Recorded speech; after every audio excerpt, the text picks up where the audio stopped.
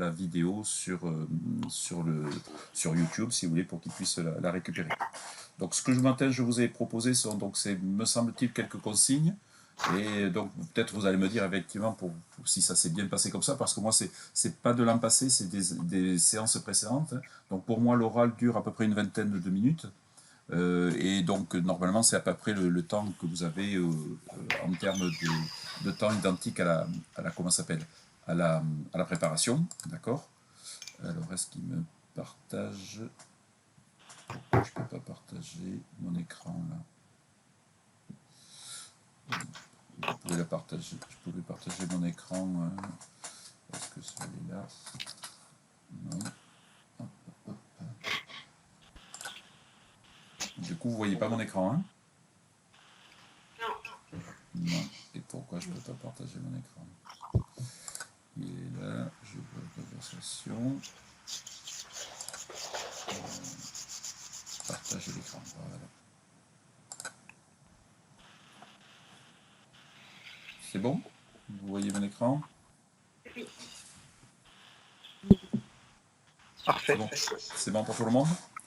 Oui, c'est bon. Donc normalement vous avez deux sujets qui vous sont proposés, vous les tirez au sort si vous voulez, hein, donc sur les cas pratiques, et vous devez en retenir un par rapport à ces deux sujets, d'accord. Dans l'absolu vous avez une préparation d'une vingtaine de minutes, et à l'oral vous disposez d'environ 7 minutes si vous voulez pour présenter le cas. Si vous êtes un petit peu plus rapide, ça peut durer un petit peu moins, du coup vous aurez un petit peu plus de questions à l'oral, d'accord. Et ensuite donc vous avez une série de questions qui vont couvrir l'ensemble du programme, qui ne sont pas forcément liées, si vous voulez. Donc du coup effectivement on a besoin d'être précis sur les définitions, d'accord, et d'être fluide peut-être sur la restitution, voilà. Ils peuvent vous demander en complément quelques traitements d'opération, voire de réflexion, on va le voir si vous voulez, sur l'ensemble du programme. Donc ici, voilà, bon, on les a vus, le concept d'actif. Une question que je vous poserai tout à l'heure, c'est pourquoi les charges apparaissent-elles hors taxe dans le compte de résultat, d'accord. Ce qui n'est pas certain, à mon avis, mais bon, voilà. Définition de la CAF, le fonds de roulement, le BFR, bien entendu, que sont des charges directes, que sont des charges variables, quelles sont les sources de financement pour les entreprises, si vous voulez. Donc voilà, un petit peu des questions qui vont pouvoir, si vous voulez, couvrir l'ensemble du programme, d'accord. Est-ce que du coup, sur les modalités, vous avez des observations, vous avez des questions?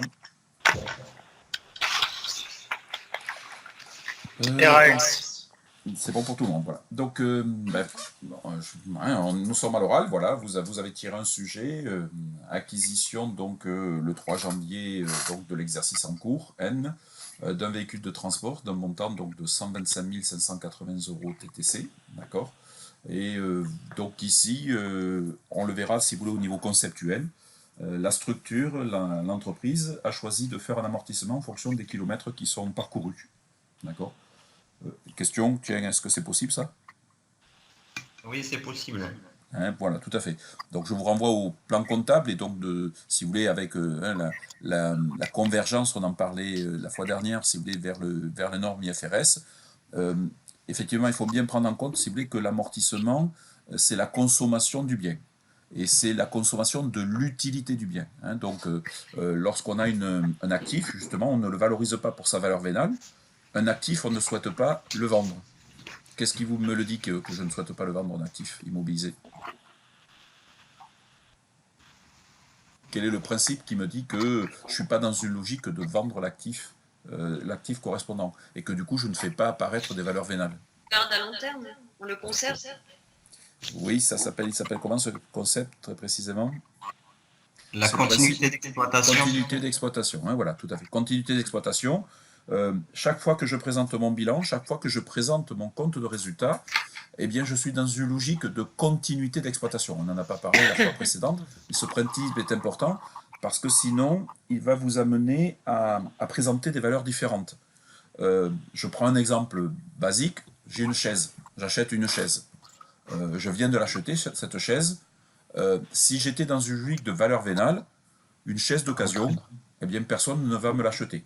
Conséquence, je vais faire apparaître la chaise dans mon bilan pour 0 parce que ça n'a pas de valeur vénale. Une chaise, si vous voulez, n'a pas de valeur vénale. Et donc, si vous voulez, si j'étais dans cette logique-là, ça signifierait que très rapidement, je devrais amortir, voire je devrais déprécier mes actifs Parce qu'en fait, la valeur vénale d'un bien d'occasion chute très rapidement.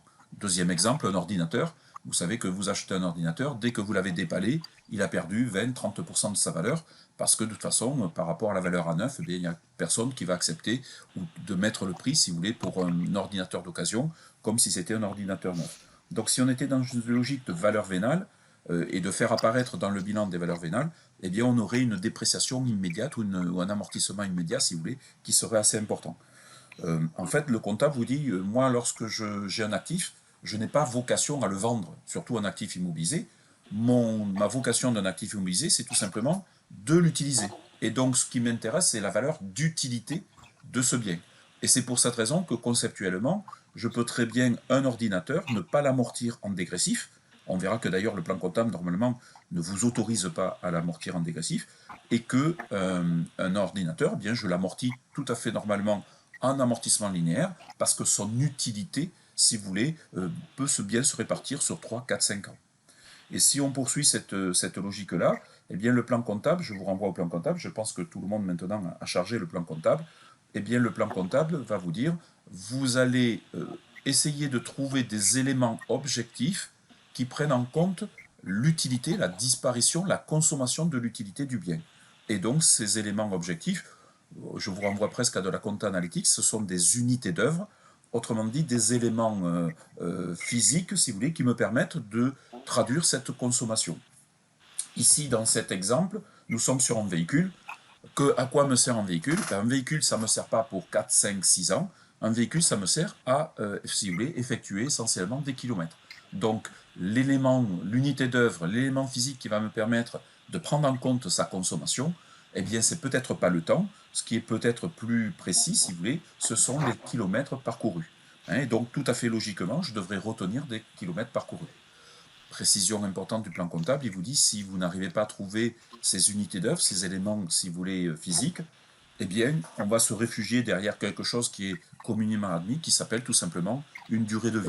Et donc, on va définir une durée de vie. On verra tout à l'heure que, justement, comment on définit cette durée de vie. Donc, ici, nous sommes sur des unités d'œuvre, des kilomètres parcourus.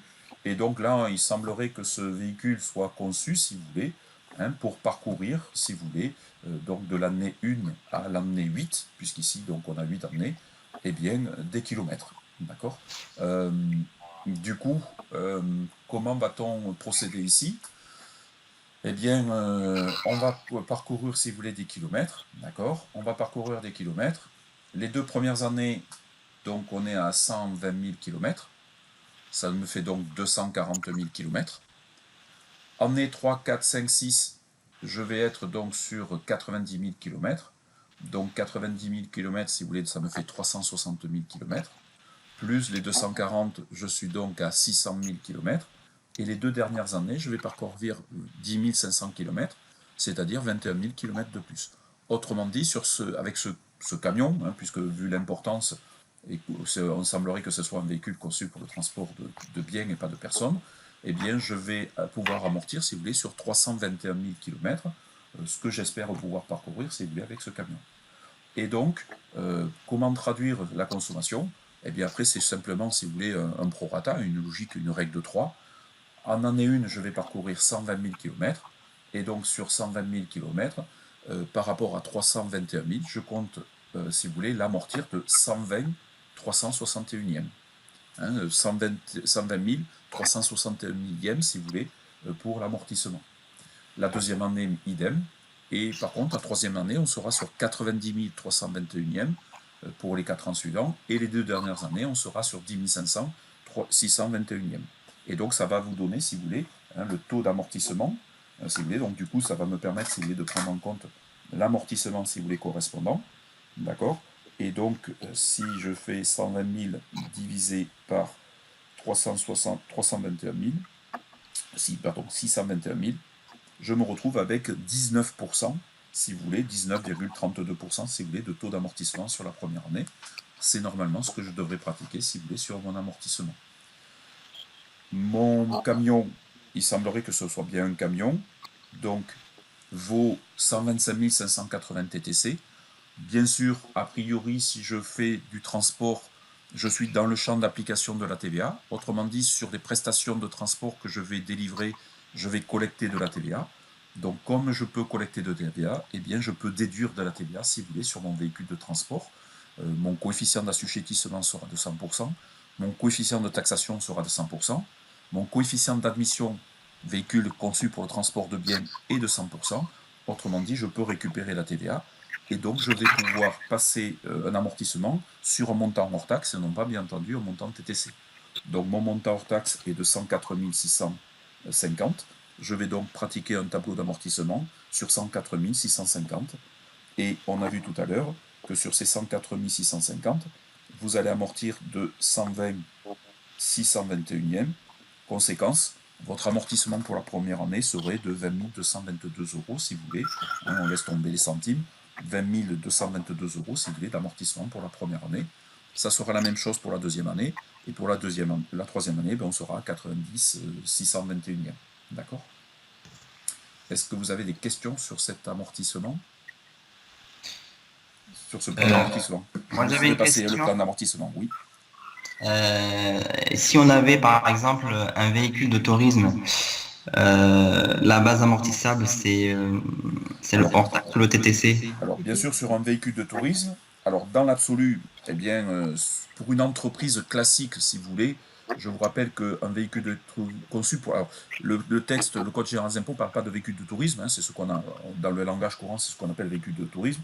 Le Code général des impôts vous parle d'un véhicule conçu pour le transport de personnes. Autrement dit, qui comporte plus de 2 places assises. Hein, donc ça comporte entre 2 et 9 places, puisque vous savez qu'avec un permis B, hein, vous pouvez avoir jusqu'à 9, si vous voulez, personnes dans un véhicule. Au-delà de 9 passagers, on est sur du transport en commun. Et du coup, le véhicule qui est conçu pour le transport en commun n'est pas visé par l'exclusion du droit à déduction. Hein, donc c'est bien un véhicule conçu pour le transport de personnes, de 2 jusqu'à 9 personnes, enfin de 3 jusqu'à 9 personnes. Et du coup, pour les entreprises classiques, je ne peux pas récupérer la TVA. Le coefficient d'admission est de 0%, et donc mon coefficient de déduction sur ce type de véhicule est de 0. Et donc, on va le rappeler tout à l'heure comptablement, vous enregistrez bien entendu ce véhicule de tourisme TTC dans votre bilan. Dans le compte de classe 2, vous mettez bien le montant TTC, et c'est ce que vous allez mettre dans votre compte de classe 2, si vous voulez, qui vous servira de base à l'amortissement. Donc, vous devrez amortir, bien entendu, un prix TTC. Okay. Précision, je vous rappelle que toutes les entreprises ne sont pas exclues du droit à déduction sur un véhicule conçu pour le transport de personnes. Si votre véhicule vous sert à facturer de la TVA, vous n'êtes pas exclu du droit à déduction. D'accord? Vous n'êtes pas le consommateur final du service de transport. Conséquence, vous n'êtes pas concerné par l'exclusion. Vous êtes concessionnaire automobile, vous pouvez récupérer la TVA sur des véhicules de tourisme. Vous êtes une auto-école, vous pouvez récupérer la TVA. Vous êtes un taxi, vous pouvez récupérer la TVA. Conséquence, une auto-école, un taxi, un concessionnaire auto, un loueur de véhicules va enregistrer les véhicules de transport, conçus pour le transport de personnes, hors taxe. Je peux récupérer la TVA. Par contre, sur les factures de prestations de services de transport que je vais adresser à mes clients, le client final, si vous voulez, eh bien, le client final, lui, sera exclu sur ce transport de personnes et il ne pourra pas récupérer la TVA. D'accord ? Mais, un cas général, vous êtes une entreprise industrielle, artisanale, commerciale, même une profession libérale, vous ne pouvez pas récupérer la TVA sur un véhicule conçu pour le transport de personnes. Donc, à mon avis, sur ce type de sujet, il faut dire, voilà, c'est un véhicule de transport, on ne précise pas, si vous voulez, la nature. On prévoit quand même de faire 620 000 km. C'est pas la berline, c'est pas le véhicule particulier classique, c'est lui qui fait 620 000 km. Donc on peut penser que c'est plutôt un camion. Et vu également le prix d'acquisition, sauf si vous m'achetez une Ferrari ou quelque chose qui ressemble, effectivement, c'est pas 125 591 € TTC. Précision, ne me dites pas qu'une Ferrari comporte deux places assises et que donc je peux récupérer la TVA sur une Ferrari. D'accord ? Voilà. C'est bon pour ces éléments-là ? Par rapport à la TVA, on doit l'expliquer aussi à l'oral, les conditions? Oui, je pense que voilà, hein, il faut montrer, si vous voulez, il faut dépasser peut-être le cadre, si vous voulez, strictement de la question. Poser vos hypothèses, ça vous permet, si vous voulez, de vous border et de bien montrer que, même si pour le jury, la TVA n'est pas récupérable, vous avez envisagé le cas que la TVA soit récupérable ou pas récupérable. Et donc, vous devez matérialiser que vous avez fait un calcul avec une TVA non récupérable, donc vous ne précisez pas la nature du véhicule de transport. Hein, normalement, le sujet doit être plus précis. Ça doit être un véhicule de transport de personnes, un véhicule de transport de biens. Et là, il n'y a plus de questions qui se posent, effectivement. Véhicule conçu de transport de personnes, je ne récupère pas la TVA. Je suis une entreprise classique. Véhicule de transport de biens, je peux récupérer la TVA. D'accord ? Donc, effectivement, je pense que vous devez poser les hypothèses. Et comme ça, vous désamorcez, si vous voulez, soit des questionnements ou soit, si vous voulez, des interrogations de la part du jury. C'est bon pour la première question. Donc, le tableau d'amortissement, hein, je vous le ferai parvenir sous Excel, si vous voulez. Hein, il traduit tout simplement, si vous voulez, ces éléments. Un point important, me semble-t-il, alors, un tableau d'amortissement n'a pas de cadre déterminé. Le plan comptable vous laisse libre. Donc, ce sont les usages, si vous voulez, comptables qui font que on va rappeler, attention, non pas des années, mais des exercices. Vous n'amortissez pas par année, mais vous amortissez bien par exercice comptable. Alors, si l'exercice comptable correspond à l'année civile, ben, c'est 2019, c'est 2020, c'est 2030, ainsi de suite, d'accord. Alors, j'ai Atine Nomoko qui a un souci avec son compte Skype. Je vais essayer peut-être de l'appeler si vous m'autorisez. Alors, comment je peux lancer un appel? La conversation. Alors, est-ce que je peux rajouter? Je vais essayer.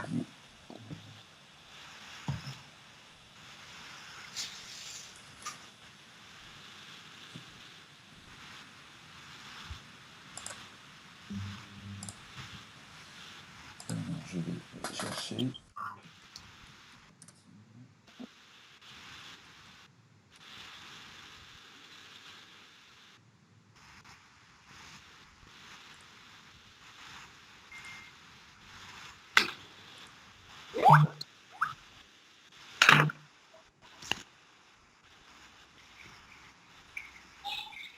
Allô, Martine?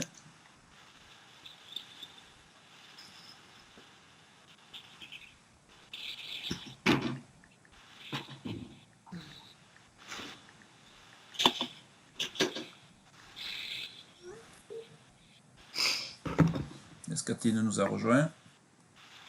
Non, a priori, je ne la vois pas.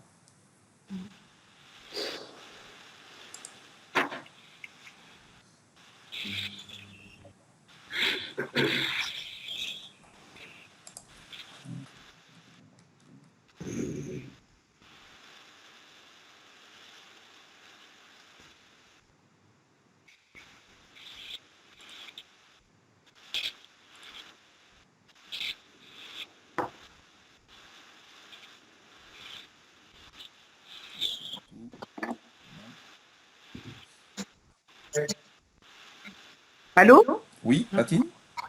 Bonjour. Bonjour, voilà, bienvenue donc bienvenue dans la vidéo, voilà, vous rejoignez le groupe.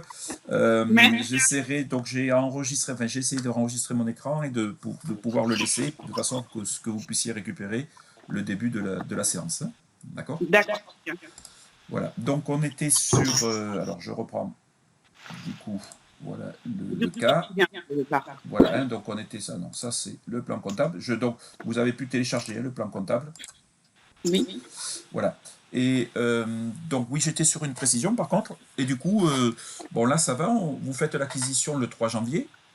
Et que se serait-il passé si j'avais fait l'acquisition le 30 juin? Il y a un prorata? C'est pareil. Rien. Oh non.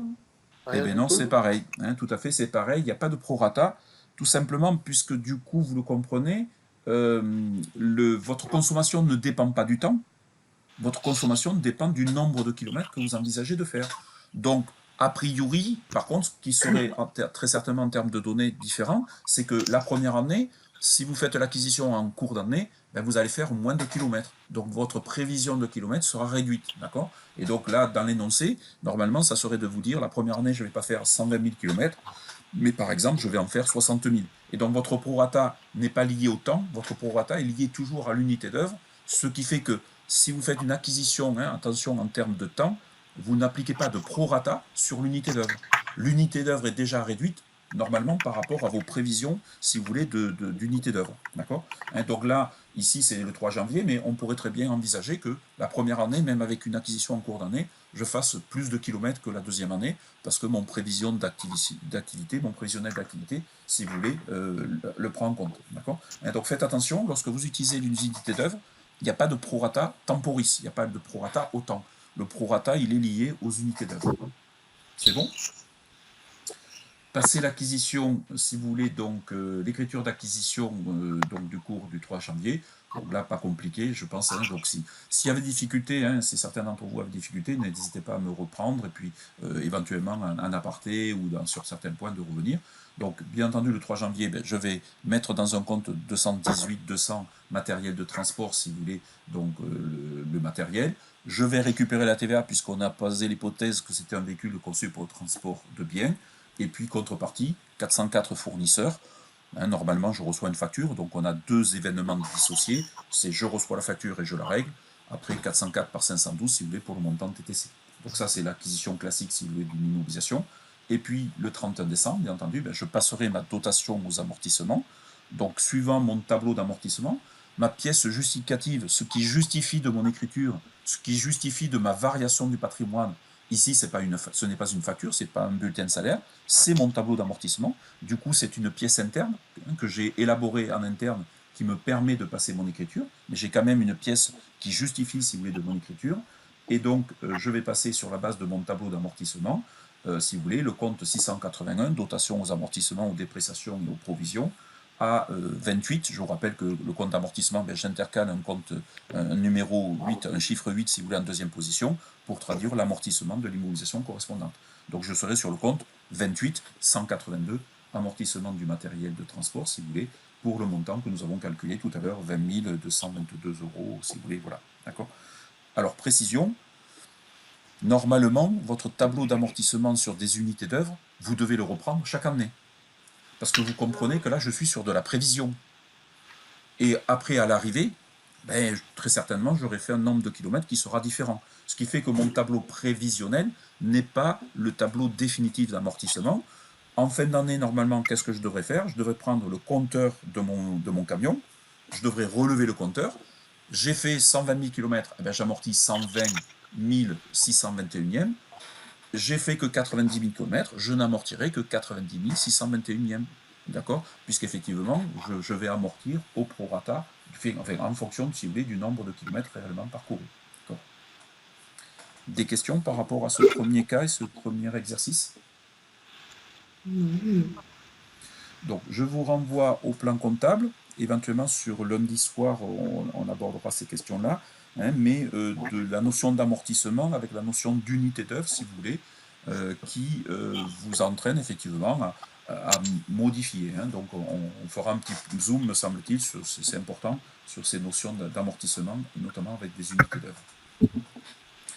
Le deuxième exercice, donc on est plutôt sur de la compta de gestion, hein, un petit cas classique, rapide, si vous voulez, avec un seuil de rentabilité. Un seuil de rentabilité, si vous voulez, donc on vous demande de calculer en unité, hein, donc ce qu'on va appeler le point mort, si vous voulez. On a un prix de vente de 18 € par pièce. On a un coût de matière première, si vous voulez, de 5 €. D'accord. Ici, hein, donc c'est le sujet tel qu'il m'a été reproduit. Je dirais que ça me pose problème parce qu'on ne me parle que de matière première, on ne me parle pas de coût de production. Pour moi, une matière première doit être transformée. Ici, je n'ai pas de fabrication, ça me pose problème. D'accord. Et on vous dit par contre que si vous voulez, vous n'avez que des commissions de vendeurs. Les commissions vendeurs, 28 000 €, je l'interprète, ce sont des charges fixes. D'accord. Donc ça signifie que c'est le fixe des vendeurs. Et ces vendeurs sont également intéressés sur le prix de vente, puisque ces vendeurs vont toucher, si vous voulez, 10% du prix de vente. D'accord. Et donc ici, on est sur un seuil de rentabilité. Donc je vous rappelle ce que vous devez faire sur un seuil de rentabilité. Vous devez absolument traiter le seuil de rentabilité sous forme de résultat différentiel. Hein, d'accord. Donc un compte résultat différentiel, ce n'est pas le compte de résultat classique. D'accord. Un compte de résultat différentiel, c'est quelque chose qui vous permet, si vous voulez, hein, de faire apparaître une distinction fondamentale entre des charges fixes et des charges variables. Hein, le point particulier sur un seuil de rentabilité, si vous voulez, c'est qu'on part du principe, ce qui est faux en pratique, mais on part du principe que vous êtes en capacité à faire une ventilation sans questionnement entre des charges fixes et des charges variables. Toutes vos charges peuvent être ventilées soit en charge fixe, soit en charge variable, et uniquement entre ces deux. Autrement dit, la somme des deux vous constitue les charges, mais vous n'avez pas d'autres charges qui ne soient pas autrement que fixes, autrement que variables. D'accord ? On y reviendra un petit peu là-dessus. Donc c'est relativement simple. Quelles sont mes charges variables ici? J'ai deux types de charges variables. J'ai 5 € de matière première et j'ai 10% si vous voulez du prix de vente, puisque chaque fois que je vais vendre une unité, eh bien, je serai obligé de rémunérer mes vendeurs 1,80 €. Donc, conséquence, j'ai mon prix de vente, si vous voulez, qui est de 18 €. D'accord ? J'ai des charges variables qui sont de 5 € matière première. J'ai des charges variables qui sont de 1,80 € commission des vendeurs. Ça signifie que j'ai 6,80 € de charges variables et j'ai donc une marge sur coût variable, différence entre le prix de vente et les charges variables, qui sera de 11,2 €, pardon. Hein. D'accord ? Donc si je prends, si vous voulez, 18 € de prix de vente, d'accord, 18 € de prix de vente, moins 6,80 €, je suis à 11,20 € si vous voulez de marge sur coût variable. Ça signifie que chaque fois que je vends une unité, j'ai 6,80 € qui sont incompressibles, je dois acheter les matières premières, je dois rémunérer mes vendeurs. Par contre, je dégage non pas du bénéfice, mais je dégage une marge sur coût variable qui est de 11,20 €. J'en vends deux, j'aurai donc une marge sur coût variable de 22,40 €, et ainsi de suite.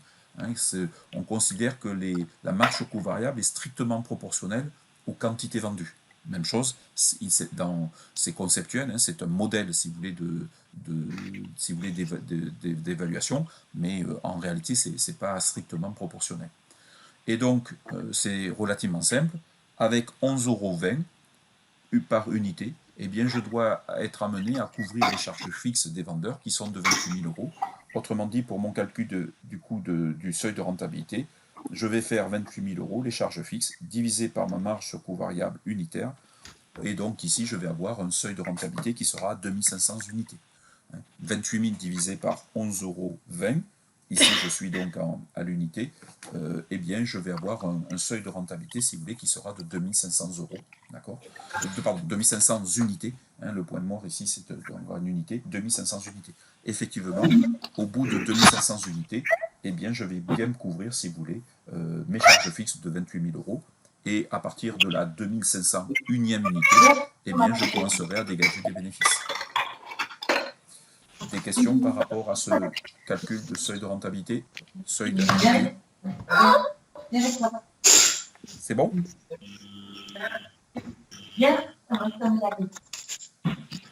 Alors, il y a quelqu'un qui parle que je n'entends pas. C'est Atine. C'est bon? Oui. Pas de questions? Voilà. Moi, j'aurais des questions. Quelles sont les hypothèses que vous posez pour un seuil de rentabilité? Autrement dit, quelles sont les hypothèses implicites que nous avons posées pour faire ce compte de résultat différentiel? Il faut que l'activité soit constante, non? Oui, alors on va considérer, si vous voulez, déjà on est sur une monoactivité. D'accord? On est sur une monoactivité. Autrement dit, on considère, si vous voulez, qu'on a un seul produit. On pourrait faire avec plusieurs produits, si vous voulez, mais le modèle mathématique devient plus complexe. D'accord? Et vos connaissances mathématiques, peut-être les miennes, si vous voulez, commenceraient à être un petit peu limitées, si vous voulez, par rapport à ça. Donc assez souvent, effectivement, le seuil de rentabilité est calculé, est plus facile à calculer sur une monoactivité. Éventuellement, je vous donnerai un exercice avec deux activités, mais du coup, on a plus de difficultés à répartir, notamment, on va le voir sur l'exercice numéro 3, si vous voulez, en fait, les charges fixes. D'accord ? Donc, première hypothèse, je suis sur une monoactivité. Deuxième hypothèse, effectivement, je suis sur un niveau d'activité, si vous voulez, qui ne m'entraîne pas de saut de structure. Donc, c'est-à-dire que voilà, je suis sur un ordre de grandeur, je produis à peu près 2000, 3000 unités, si vous voulez. Donc, mon seuil de rentabilité va bien se situer entre 2000 et 3000. Il n'est pas certain que si je partais à 0 ou si j'allais sur 10 000, mon seuil de rentabilité serait calculé de la même façon. On aurait ce qu'on appelle des sauts de structure. Parce que pour pouvoir produire 10 000 unités, j'ai besoin d'un local supplémentaire. Conséquence, j'aurai besoin d'un loyer fixe supplémentaire. Et donc là, également, le modèle mathématique, si vous voulez, est obligé d'évoluer. On suppose également dans un seuil de rentabilité qu'il n'y a pas de production stockée. Il n'y a pas de production stockée, c'est-à-dire qu'on considère que toute la production fabriquée, produite, est vendue. Sinon, ça rend difficile, si vous voulez, également le modèle mathématique. Seuil de rentabilité, bien entendu, on est dans une activité normale, classique d'exploitation, donc on suppose que nous n'avons pas de charges de produits exceptionnels. Un seuil de rentabilité, c'est un prévisionnel qu'on calcule, donc bien entendu, par définition, on souhaite couvrir des charges d'exploitation, mais pas des charges exceptionnelles. Donc on n'a pas de produits ou de charges exceptionnelles dans un seuil de rentabilité. En prévision, on ne prévoit pas, si vous voulez, des charges qui, par définition, sont exceptionnelles. Quatrième élément, si vous avez des charges financières ou des produits financiers, donc qui ne sont pas forcément liés, si vous voulez, à l'exploitation, eh bien ces charges financières ou ces produits financiers, on va les traduire en fait, si vous voulez, comme des charges fixes ou des atténuations de charges fixes. Je prends un exemple, vous avez des intérêts que vous versez, eh bien les intérêts seront des charges fixes. Et à l'inverse, les produits financiers que vous pouvez percevoir seront considérés comme des atténuations de charges fixes. C'est-à-dire qu'une partie de vos charges fixes sont déjà couvertes par les produits financiers, et donc ça va vous faciliter, si vous voulez, votre seuil de rentabilité. Voilà. Donc ça, ce sont des éléments. Et puis, je l'ai signalé tout à l'heure, on considère que la marge sur coût variable, on considère que le chiffre d'affaires est strictement proportionnel aux unités fabriquées, aux unités vendues. Ce qui n'est pas certain, si vous voulez. On pourrait avoir des économies d'échelle, on pourrait avoir des réductions qui sont accordées, mais dans le prévisionnel, on se facilite la vie, si vous voulez.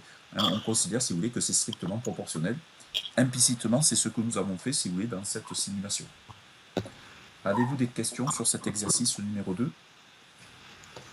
Le seuil de rentabilité ne se calcule pas en plusieurs... Alors ici, il vous est demandé en unité. Il vous est demandé en unité. Donc pour le calcul en unité, je vous renverrai, si vous voulez, le petit support correspondant. Eh bien, je divise tout simplement, si vous voulez, mes charges fixes par la marge sur coût variable unitaire. Si par contre je souhaitais le calculer en chiffre d'affaires, eh bien je divise mes charges fixes par le taux de marge sur coût variable. Dans mon taux de marge sur coût variable, on a vu que j'avais une marge unitaire de 11,20 € rapportée à 18 €. Vous êtes donc à 62,22 si vous voulez, si vous voulez, de taux de marge sur coût variable unitaire. Et donc à ce moment-là, vous prendriez 28 000, si vous voulez, qui sont vos charges fixes, divisé par 62,2222, d'accord, et vous seriez à ce moment-là à 45 000 € de chiffre d'affaires, ce qui correspond bien entendu, divisé par 18 € à 2500 unités.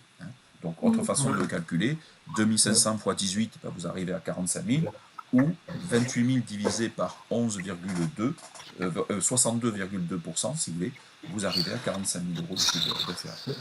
Le point mort, normalement, est en unité.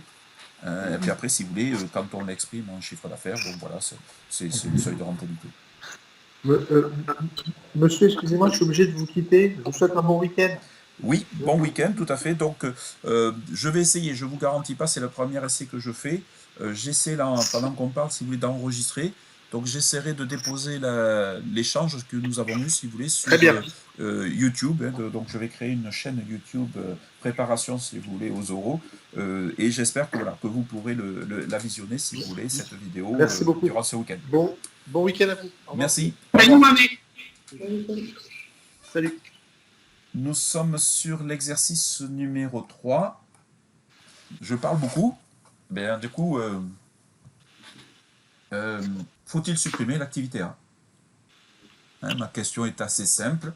Regardez, donc on a un calcul de coût. Donc, calcul de coût, j'ai fait une répétition. Donc on a un chiffre d'affaires donné qui est ventilé en deux produits, produit A, produit B, 180 000 €, 100 000 €. Regardez, là nous sommes sur un résultat différentiel. C'est ça un résultat différentiel. C'est je prends mon chiffre d'affaires. De mon chiffre d'affaires, si vous voulez, je déduis les charges variables, d'accord, pour faire apparaître troisième ligne, la MCV, la marge sur coût variable.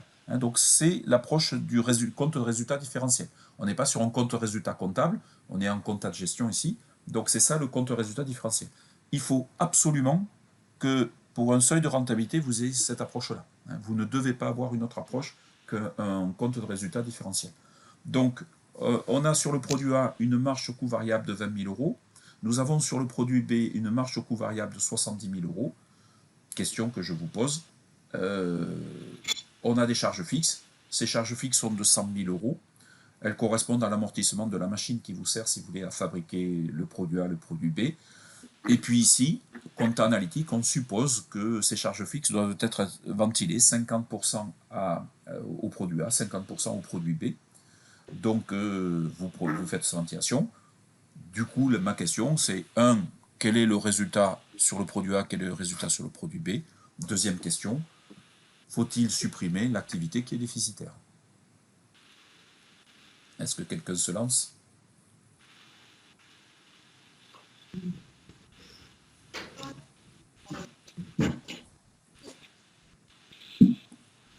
Est-ce que quelqu'un veut bien prendre la main?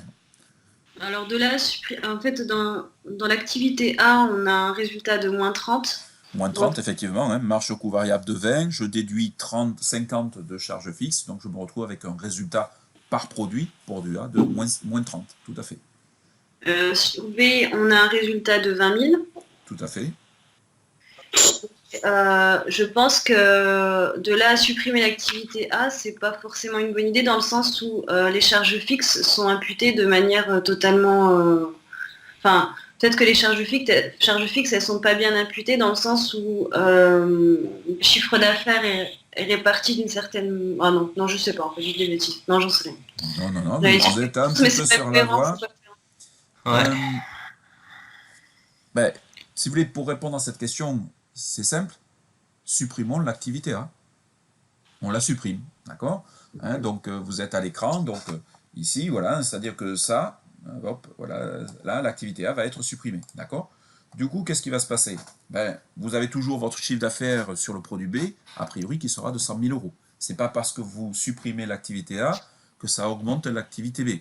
Sauf si, effectivement, ce sont des produits qui sont concurrents, et du coup, le fait de ne plus vendre le produit A va reporter une partie de la clientèle sur le produit B. Mais ici, on n'a pas suffisamment d'informations, donc on suppose, si vous voulez, que supprimer l'activité A n'engendre pas une augmentation d'activité sur le produit B. D'accord? Donc vous allez toujours avoir un chiffre d'affaires de 100 000 euros pour le produit B. Vous aurez toujours des charges variables, puisque par définition, l'activité n'a pas varié, d'accord? 30 000 euros. Vous aurez donc toujours une marge sur coût variable de 70 000 euros. Par contre, vos charges fixes, eh bien, le fait d'avoir supprimé l'activité A ne supprime pas vos charges fixes. D'accord? Du moins dans ce mode de calcul d'amortissement. Puisqu'ici, il semblerait que l'amortissement soit lié au temps. J'amortis une année, je pratique une année d'amortissement. Conséquence, votre machine, elle s'amortit toujours, si vous voulez, de 100 000 euros. Et donc, vos charges fixes que vous allez imputer sur l'activité B, eh bien, seront de 100 000 euros.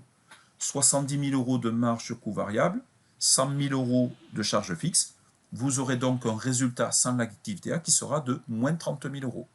Conséquence, au lieu d'améliorer votre résultat, le fait de supprimer l'activité A va vous amener à imputer la totalité des charges fixes sur l'activité B, et donc du coup, si vous voulez, vous diminuerez votre résultat.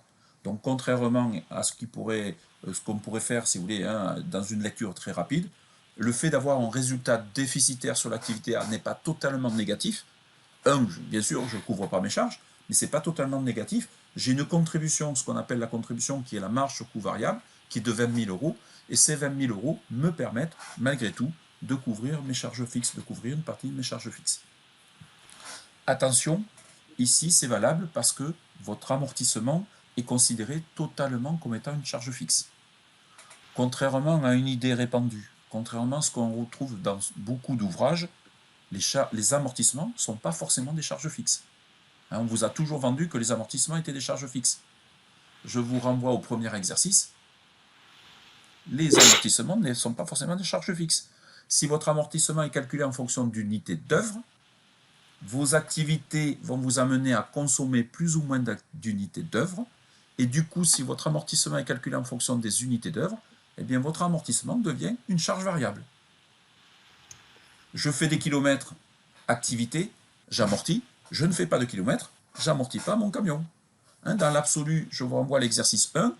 Au cours de l'exercice 1, vous n'avez fait aucun kilomètre. Quel sera votre taux d'amortissement? 0%. Donc du coup, vous n'amortirez pas votre camion. Du coup, votre amortissement ne sera plus aussi fixe qu'il était avant, au contraire, il va devenir variable. Là, ce n'est pas le cas de l'exercice numéro 3. Les charges, on vous dit bien que les charges fixes correspondent à un amortissement de machine. Autrement dit, que vous ayez de l'activité ou pas d'activité, vous allez amortir votre machine. D'accord? Donc la réponse, c'est non, il ne faut pas supprimer l'activité A, parce qu'elle contribue au travers de sa marge sur coût variable, si vous voulez, à la couverture des charges fixes. C'est bon pour tout le monde? Oui. J'ai une toute petite question. Oui, allez-y, allez-y. Mais c'était par rapport à l'amortissement calculé en fonction des unités d'œuvre. Si jamais au bout de la 8e année, dans le précédent exercice, on se rend compte qu'on n'a pas atteint le nombre total de kilomètres, ça se passe comment? Alors, du coup, si votre prévision est correcte, ça signifie que votre camion peut encore accomplir des kilomètres. Vous n'avez pas atteint les 620 000, d'accord? Alors, ils ne sont pas fatidiques, c'est pas forcément 621 000 pile poil, bien sûr ça peut être à 600 000, bien sûr ça peut être à 650 000, d'accord? C'est une prévision, et donc honnêtement, quand vous achetez un véhicule, vous ne savez pas exactement combien vous allez pouvoir faire techniquement de kilomètres, d'accord? Mais ici, dans l'absolu, si vous n'avez pas fait les 620 000 km, ça signifie que vous pouvez encore partir pour une 9e ou une 10e année, si vous voulez, puisque du coup, vous avez encore des kilomètres que vous allez pouvoir accomplir. Et théoriquement, vous n'aurez pas fini d'amortir votre véhicule en fin de 8e année, puisque votre dénominateur sera toujours de 621 000, et du coup, vous aurez encore une partie du véhicule qui ne sera pas amorti, que vous pourrez amortir en 9e, en 10e année. Si par contre, à l'inverse, vous avez fait plus de kilomètres, ou au contraire, parce qu'en ayant fait moins de kilomètres, votre camion, si vous voulez, n'est plus utilisable, eh bien vous allez à ce moment-là pratiquer un amortissement exceptionnel qui va vous ramener, si vous voulez, la valeur comptable à 0, parce que votre camion n'a plus de valeur d'utilité. Il ne vous est plus d'utilité, vous ne pouvez plus faire, si vous voulez, de kilomètres avec ce camion. Donc c'est pour ça que vous avez toujours la possibilité d'avoir un amortissement exceptionnel pour vous permettre de ramener la valeur comptable nette, si vous voulez, à 0. D'accord. C'est bon? Oui, c'est bon. On fait évoluer l'exercice numéro 3. Nous faisons évoluer l'exercice numéro 3. Et donc maintenant, si vous voulez, on est dans une situation différente, avec un chiffre d'affaires différent, une marge de coût des charges variables différentes et une marge de coût variable différente. Ici, on a bien un résultat de moins 40 000, d'accord, on fait moins 60 000 euros de résultat sur l'activité A. Nous faisons plus 20 000 euros de résultat sur l'activité B. Donc mon résultat consolidé, deux activités confondues, est de 40 000 euros. Question, est-ce qu'on supprime l'activité là, ici? Là, du coup, on peut, oui. Oui, la question se pose. Alors, je suis toujours humble, si vous voulez, dans la prise de position, si vous voulez, mais effectivement, ici, la question se pose parce qu'on a une marge sous coût variable qui est négative. Autrement dit, en stoppant l'activité A, eh bien, on va stopper, entre guillemets, l'hémorragie, c'est-à-dire qu'on va stopper les 10 000 euros de marge sous coût variable négative qu'on va réaliser. Certes, on va répercuter la totalité des charges fixes sur l'activité B, mais regardez, si vous répercutez la totalité des charges fixes sur l'activité B, 70 000 moins 100 000, eh bien votre résultat sera de moins 30 000. D'accord ? Alors après, la réponse, elle n'est pas automatique. Est-ce que c'est conjoncturel ? Est-ce que mes charges variables ont augmenté cette année parce que le coût des matières premières a augmenté ? Est-ce que je peux augmenter mes tarifs ? Est-ce que je peux travailler sur le coût de mes charges variables ? Ce n'est pas sur un seul exercice, si vous voulez, que je vais prendre une décision, si vous voulez, qui va remettre en cause un petit peu la structure de l'entreprise, et que je vais me séparer de sous-traitants, je vais me séparer, si vous voulez, de choses. Voilà. Mais à la lecture, si vous voulez, effectivement, de ce compte de résultats différentiels, honnêtement, la question de la suppression de l'activité A doit se poser, et on serait plutôt dans une logique, effectivement, de suppression de cette activité A. Voilà. C'est bon pour tout le monde ? Oui. Voilà. Donc voilà, hein, vous voyez que ces petits exercices peuvent être résolus, hein, voilà, en 5-6 minutes, rapidement, faire le calcul. Du coup, n'oubliez pas votre calculette, si vous voulez, hein, le jour de l'oral, si vous voulez, il faut venir avec, hein, parce qu'il y a quand même des calculs à effectuer. Et donc, assez rapidement, si vous voulez, on peut, si vous voulez, dégager, si vous voulez, faire des commentaires sur ces petits exercices.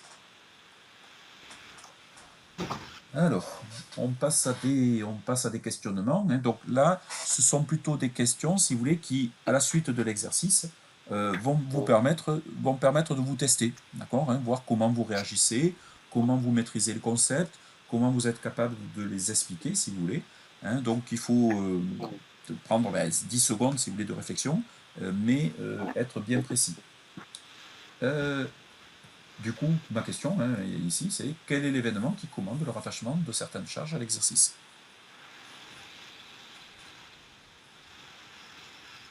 La consommation. Pardon? Ouais. Vous aviez dit la consommation d'un produit. Hein, voilà. Donc, il y a deux événements, effectivement. Un événement pour des charges qui sont générales, eh bien, c'est la consommation. Qu'est-ce qui fait qu'une charge doit être rattachée à un exercice? Tout simplement parce qu'elle est consommée. D'accord? Donc l'événement, ce n'est pas le bon de livraison, c'est pas le bon de commande, pardon, ce n'est pas le bon de livraison, ce n'est pas la facture, ce n'est pas le règlement, hein, c'est pas ça qui commande le rattachement de la charge à l'exercice, c'est bien la consommation. Alors après, il n'y a pas de secret. Une charge que j'ai pas commandée, un bien que j'ai pas commandé, un bien qui m'a pas été livré, par définition, a priori, c'est assez difficile, si vous voulez, de le consommer, d'accord, hein. Mais voilà, c'est pas parce que ça m'est livré que je l'ai forcément consommé. Et donc, si je ne l'ai pas consommé, eh bien, justement, par une charge constatée d'avance, si vous voulez, hein, je vais, si vous voulez, à ce moment-là, pouvoir l'annuler, d'accord. Je vous rappelle que pour annuler une charge qui n'est pas consommée, c'est soit une variation de stock, soit une charge constatée d'avance, d'accord. On reviendra sur le concept, mais pour moi, un stock n'est rien d'autre que la notion même de charge constatée d'avance. Simplement, c'est une charge constatée d'avance un petit peu particulière, hein, d'accord. Et puis, on a vu avant-hier, si vous voulez, que le plan comptable est un petit peu plus complexe. Il vous dit, en fait, attention, certes, vous l'avez consommé, mais si, en contrepartie, vous avez le produit, eh bien, vous pouvez le laisser dans le compte résultat. Si vous n'avez pas encore le produit, eh bien, vous allez de fait, cette charge consommée, la décaler sur l'exercice prochain, d'accord, au travers, si vous voulez, tout simplement d'une production en cours. Hein, c'est-à-dire que vous allez valoriser vos encours, si vous voulez, ou éventuellement même au travers, si vous voulez, d'une charge constatée d'avance. Des questions sur ce premier point? Non. Non. Non. Deuxième. Oui. Deuxième, si un produit est rattaché, si j'ai une charge, il faut qu'elle soit Rattachable à un produit, oui. Hein, je peux rattacher ma charge au produit, donc l'élément, enfin le cas le plus courant, c'est une matière première. J'achète une matière première, oui, c'est bien rattaché au produit que je vais produire. C'est éventuellement des salaires qui m'ont servi à la production du produit. C'est une campagne de publicité spécifique pour un produit donné. Attention, c'est une campagne de publicité générale, non, je ne peux pas la rattacher, si vous voulez, au produit donné. Et si, par contre, effectivement, ma charge n'est pas rattachable, ce qu'on va appeler les frais généraux, des loyers, des salaires d'administratifs, des choses comme ça, si vous voulez, je ne peux pas les rattacher à un produit donné. Donc là, effectivement, c'est la consommation de la charge, si vous voulez, qui va entraîner son rattachement à l'exercice correspondant. Deuxième question. Nous sommes sur une entreprise donc, qui encaisse un loyer le 1er novembre pour 9 000 €. On vous demande de passer l'écriture. Du coup, est-ce que quelqu'un veut bien se lancer sur l'écriture? un loyer, donc 613. Elle encaisse un loyer? Oui, elle encaisse un loyer. Elle encaisse. 700 au crédit. 108. Non, elle encaisse. Voilà, hein, donc on n'est pas sur une charge ici, puisqu'effectivement, certes, c'est un loyer. Donc c'est vrai que dans le cas général, le loyer, c'est une charge. Mais ici, elle encaisse un loyer. Donc ici, nous sommes sur un produit. D'accord? Du coup, vous me le passez dans quel compte? Un compte 752, je pense, non? Alors, oui. Hein, donc, alors, il y a deux situations. Première situation, votre activité principale consiste à donner en location des locaux. Je prends le cas le plus simple, par exemple une SCI, Société Civile Immobilière. D'accord ? Société Civile Immobilière, son activité principale, c'est d'acquérir des locaux et de les donner, si vous voulez, en location. D'accord ? Et donc, si vous voulez, dans ce cas-là, vous allez utiliser un compte 706, prestation de service, parce que c'est votre cœur d'activité. D'accord ? D'accord. Par contre, dans la majorité des entreprises dont l'activité n'est pas de louer des locaux, elles vont accessoirement louer des locaux. Effectivement, vous avez le compte 752, revenu des immeubles non affectés à l'exploitation, si vous voulez, qui vous sert par définition à louer un immeuble que vous n'utilisez pas dans votre activité, puisque par définition, si vous l'utilisiez dans votre activité, eh bien, ça serait, si vous voulez, vous ne pourriez pas le donner en location. Hein, donc là, on est sur un compte 752, revenu des immeubles non affectés à l'exploitation. Et du coup, quelle écriture passe-t-on ? Donc 512 au crédit, au débit, Tout à fait. et 60, et ça dépendra si c'est affecté ou pas. Donc le 7, le compte de produit qui va bien. Voilà, 752, 706. Ah, Et il n'y a pas de TVA sur les loyers, donc on ne met pas de compte 44. Ah, pourquoi il n'y a pas de TVA sur un loyer ? Ça dépend. Eh oui, ça dépend. C'est assujetti ou pas? Eh oui, est-ce que... Alors, assujetti, je vous réponds à la question, ça sans incertitude, sans questionnement. Un loyer est toujours assujetti à TVA. Toujours. Assujetti. Je n'ai pas dit soumis à TVA. Hein. Faites attention. Faites attention au vocabulaire, surtout que vous allez devenir inspecteur des impôts. D'accord ? Donc, un loyer est toujours assujetti à TVA, article 256 du Code général des impôts. Ça, c'est forcé. Pourquoi ? Parce que je vous renvoie à l'article 256 du Code général des impôts. Qu'est-ce qui fait qu'une opération est assujettie à TVA ? Un, c'est une activité économique. Je rappelle la notion d'activité économique, c'est la notion de répétition. D'accord ? Donc, dès que je répète une action, ça devient une activité économique. Je prends un exemple. Alexandre Vernet vend son véhicule. C'est un particulier qui a acheté un véhicule, qu'il a utilisé, qui le revend. On est dans ce qu'on appelle la gestion de patrimoine. Conséquence, Alexandre Vernet n'est pas assujetti à TVA parce qu'il n'y a pas de notion de répétition, si vous voulez, d'opération. D'accord ? Par contre, Alexandre Vernet achète et revend 2, 3, 5, 10 véhicules, même s'il n'est pas inscrit au registre du commerce, même s'il n'est pas concessionnaire automobile, eh bien, pour la fiscalité, hein, on n'a pas d'état d'âme, on va vous dire, Alexandre Vernet, vous développez une activité économique. Hein, vous avez répété plusieurs fois le fait d'acheter et le fait de vendre un véhicule. D'accord ? Donc, notion de répétition. Attention, je n'ai pas dit que je gagnais de l'argent.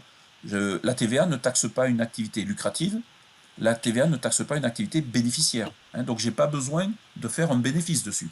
C'est une activité économique. L'activité économique, c'est la répétition, si vous voulez, de l'activité.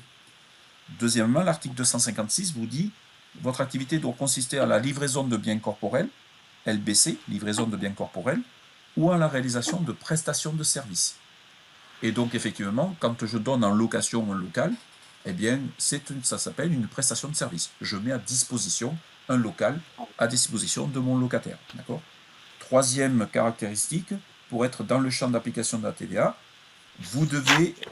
l'opération doit être réalisée à titre onéreux. Et qu'est-ce qui se passe ? Eh bien, c'est bien à titre onéreux puisque je vais encaisser un loyer, si vous voulez, de la part de mon locataire. Et quatrième condition, eh bien, la quatrième condition, c'est que je dois agir de façon indépendante. Eh bien, un propriétaire, si vous voulez, agit de façon indépendante. Conséquence, un loyer, quel qu'il soit, est toujours assujetti à TVA. Attention, je n'ai pas dit soumis à TVA. Il est toujours assujetti à TVA. Autrement dit, il remplit les conditions pour être dans le champ d'application de la TVA. Et puis, je vous renvoie aux articles 261 et suivants du Code général des impôts, qui vous dit que dans certaines conditions, effectivement, ce loyer peut être exonéré de TVA. D'accord ? Auquel cas, il est assujetti mais exonéré. Autrement dit, donc, il n'est pas soumis à TVA. Quels sont les loyers qui ne sont pas soumis à TVA ? Autrement dit, quels sont les loyers qui sont exonérés de TVA ? Les loyers d'habitation. Hein, voilà, donc loyer à usage d'habitation, exonération sans possibilité d'option. Autrement dit, dès que mon loyer est à usage d'habitation, eh bien, il est exonéré de TVA, je ne peux même pas opter. Exception à l'exonération, quels sont les loyers à usage d'habitation qui ne sont pas exonérés de TVA? Quand c'est meublé ou aménagé? Non. Alors non, les meublés sont exonérés de TVA malgré tout. Donc, c'est assimilé à une activité para-hôtelière. Oui, assimilé à une activité para-hôtelière. Donc si vous proposez 3 des 4 services suivants, un accueil, dans un hôtel il y a un accueil, le blanchissage, donc on vous blanchit tous les jours vos vêtements, vos effets ou votre linge si vous voulez, nettoyage, vous nettoyez les locaux, vous faites le lit, ainsi de suite, d'accord, et éventuellement de la restauration. Donc si vous proposez 3 de ces 4 prestations, vous êtes sur des activités para-hôtelières, d'accord, vous êtes un hôtel, vous êtes considéré comme un hôtel. Conséquence, là, il n'y a pas du tout d'exonération. Et effectivement, un hôtel, c'est bien à usage d'habitation, sinon je m'inquiète de ce que vous faites dans votre hôtel, c'est bien à usage d'habitation, si vous voulez, votre hôtel, et donc l'hôtel est soumis à TVA, précision, hébergement de personnes, le taux de TVA est de 10%, d'accord. Par contre, si votre location n'est pas à usage d'habitation, votre location est à usage professionnel, eh bien là, on distingue effectivement, j'ai entendu le terme, 2 cas. Soit votre location est aménagée, autrement dit, elle est pourvue du matériel, du mobilier nécessaire à l'activité. Et là, le fait d'avoir des meubles à l'intérieur d'un immeuble, les meubles, c'est une activité commerciale. La location d'immeubles est une activité civile, la location de meubles est une activité commerciale. Et le meuble, si vous voulez, dénature la location immobilière. Et donc, le législateur vous dit, puisque vous louez avec des meubles, la totalité de la location sera soumise à TVA. Il n'y a pas d'exonération sur un local qui est aménagé. Il n'y a pas d'exonération également lorsque le bailleur, le propriétaire, participe à l'activité du locataire, notamment suivant les modes de rédaction du loyer. Le loyer, par exemple, est intéressé au chiffre d'affaires et rédigé parce qu'il y a une partie du chiffre d'affaires, si vous voulez, du locataire. D'accord ? Sinon, si vous n'êtes pas dans une location aménagée ou parce que vous participez, si vous voulez, à l'activité du locataire, eh bien, les locations nues à usage professionnel sont normalement exonérées avec possibilité d'option. D'accord ?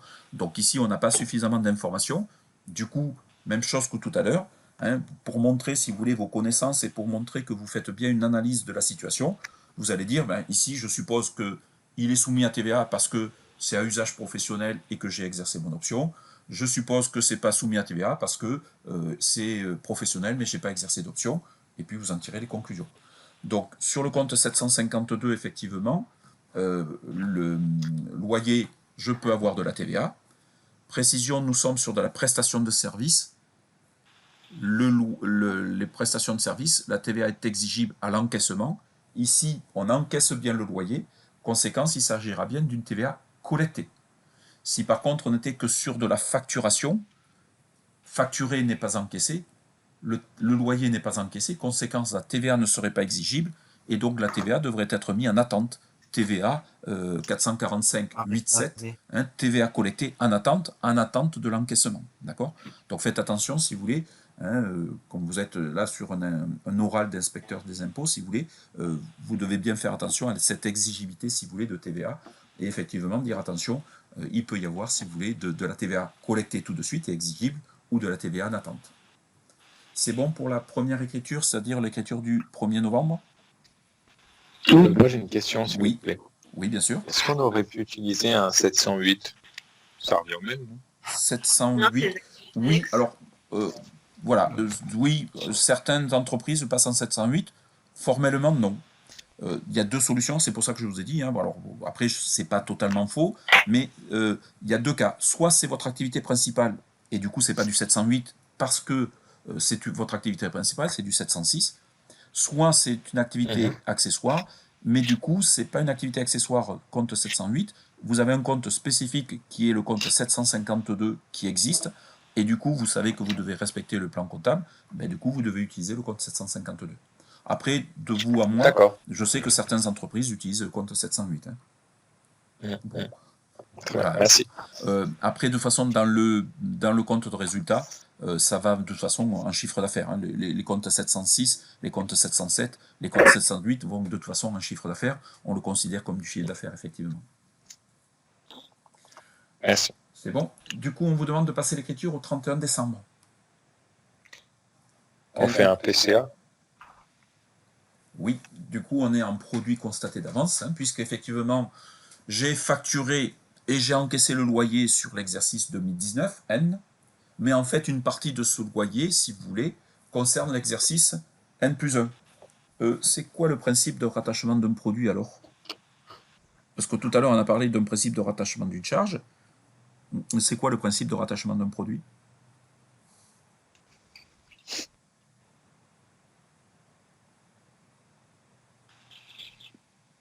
C'est la livraison du produit. Et si c'est pas un produit, enfin si c'est pas un bien, La réalisation de la prestation de oui, service. donc voilà. Donc un produit est rattaché à l'exercice au cours duquel il est réalisé. D'accord, c'est la réalisation effectivement, donc livraison du bien, réalisation de la prestation de service qui fait son rattachement. D'accord. Alors après, il y a des produits qui ne posent pas de difficulté parce que ces produits, si vous voulez au sens comptable du terme, ces produits sont ponctuels. L'exemple, c'est Rachid, je crois, qui disait, l'exemple, j'ai livré le produit, enfin le bien, si vous voulez, sur l'exercice 2019. Donc ça, c'est ponctuel. Ma livraison, elle est intervenue en 2019, elle ne peut pas intervenir en 2020, voilà, d'accord. Et puis, vous avez chez les prestations de services des opérations qui sont plus complexes parce que mes prestations de services sont continues. Mes prestations de services sont continues. Et du coup, qu'est-ce qui s'appelle la réalisation de la prestation de service? Eh bien, c'est la réalisation en continu, si vous voulez, de cette prestation de service. Autrement dit ici, comment est-ce que je réalise mon produit au sens comptable du terme dans la location? Eh bien, c'est parce que chaque jour, je mets à disposition de mon client, si vous voulez, le local qu'il va utiliser. Et donc, ma réalisation, c'est chaque jour. Donc, du coup, une partie de mon produit au sens comptable du terme a été réalisée sur 2019. Ça, c'est novembre, décembre. D'accord?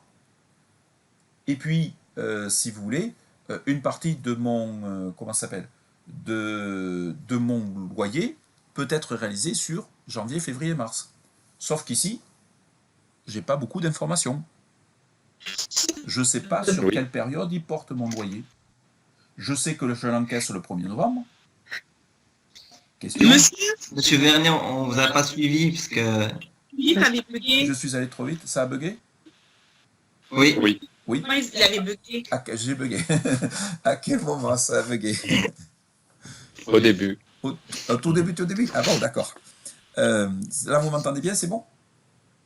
Oui. D'accord. Là, c'est bon. Ok, donc je disais que dans un produit au sens comptable du terme, il y a des produits qui sont ponctuels, autrement dit qui se réalisent en une seule fois, et le rattachement du produit à l'exercice, du coup, ne me pose pas de difficulté.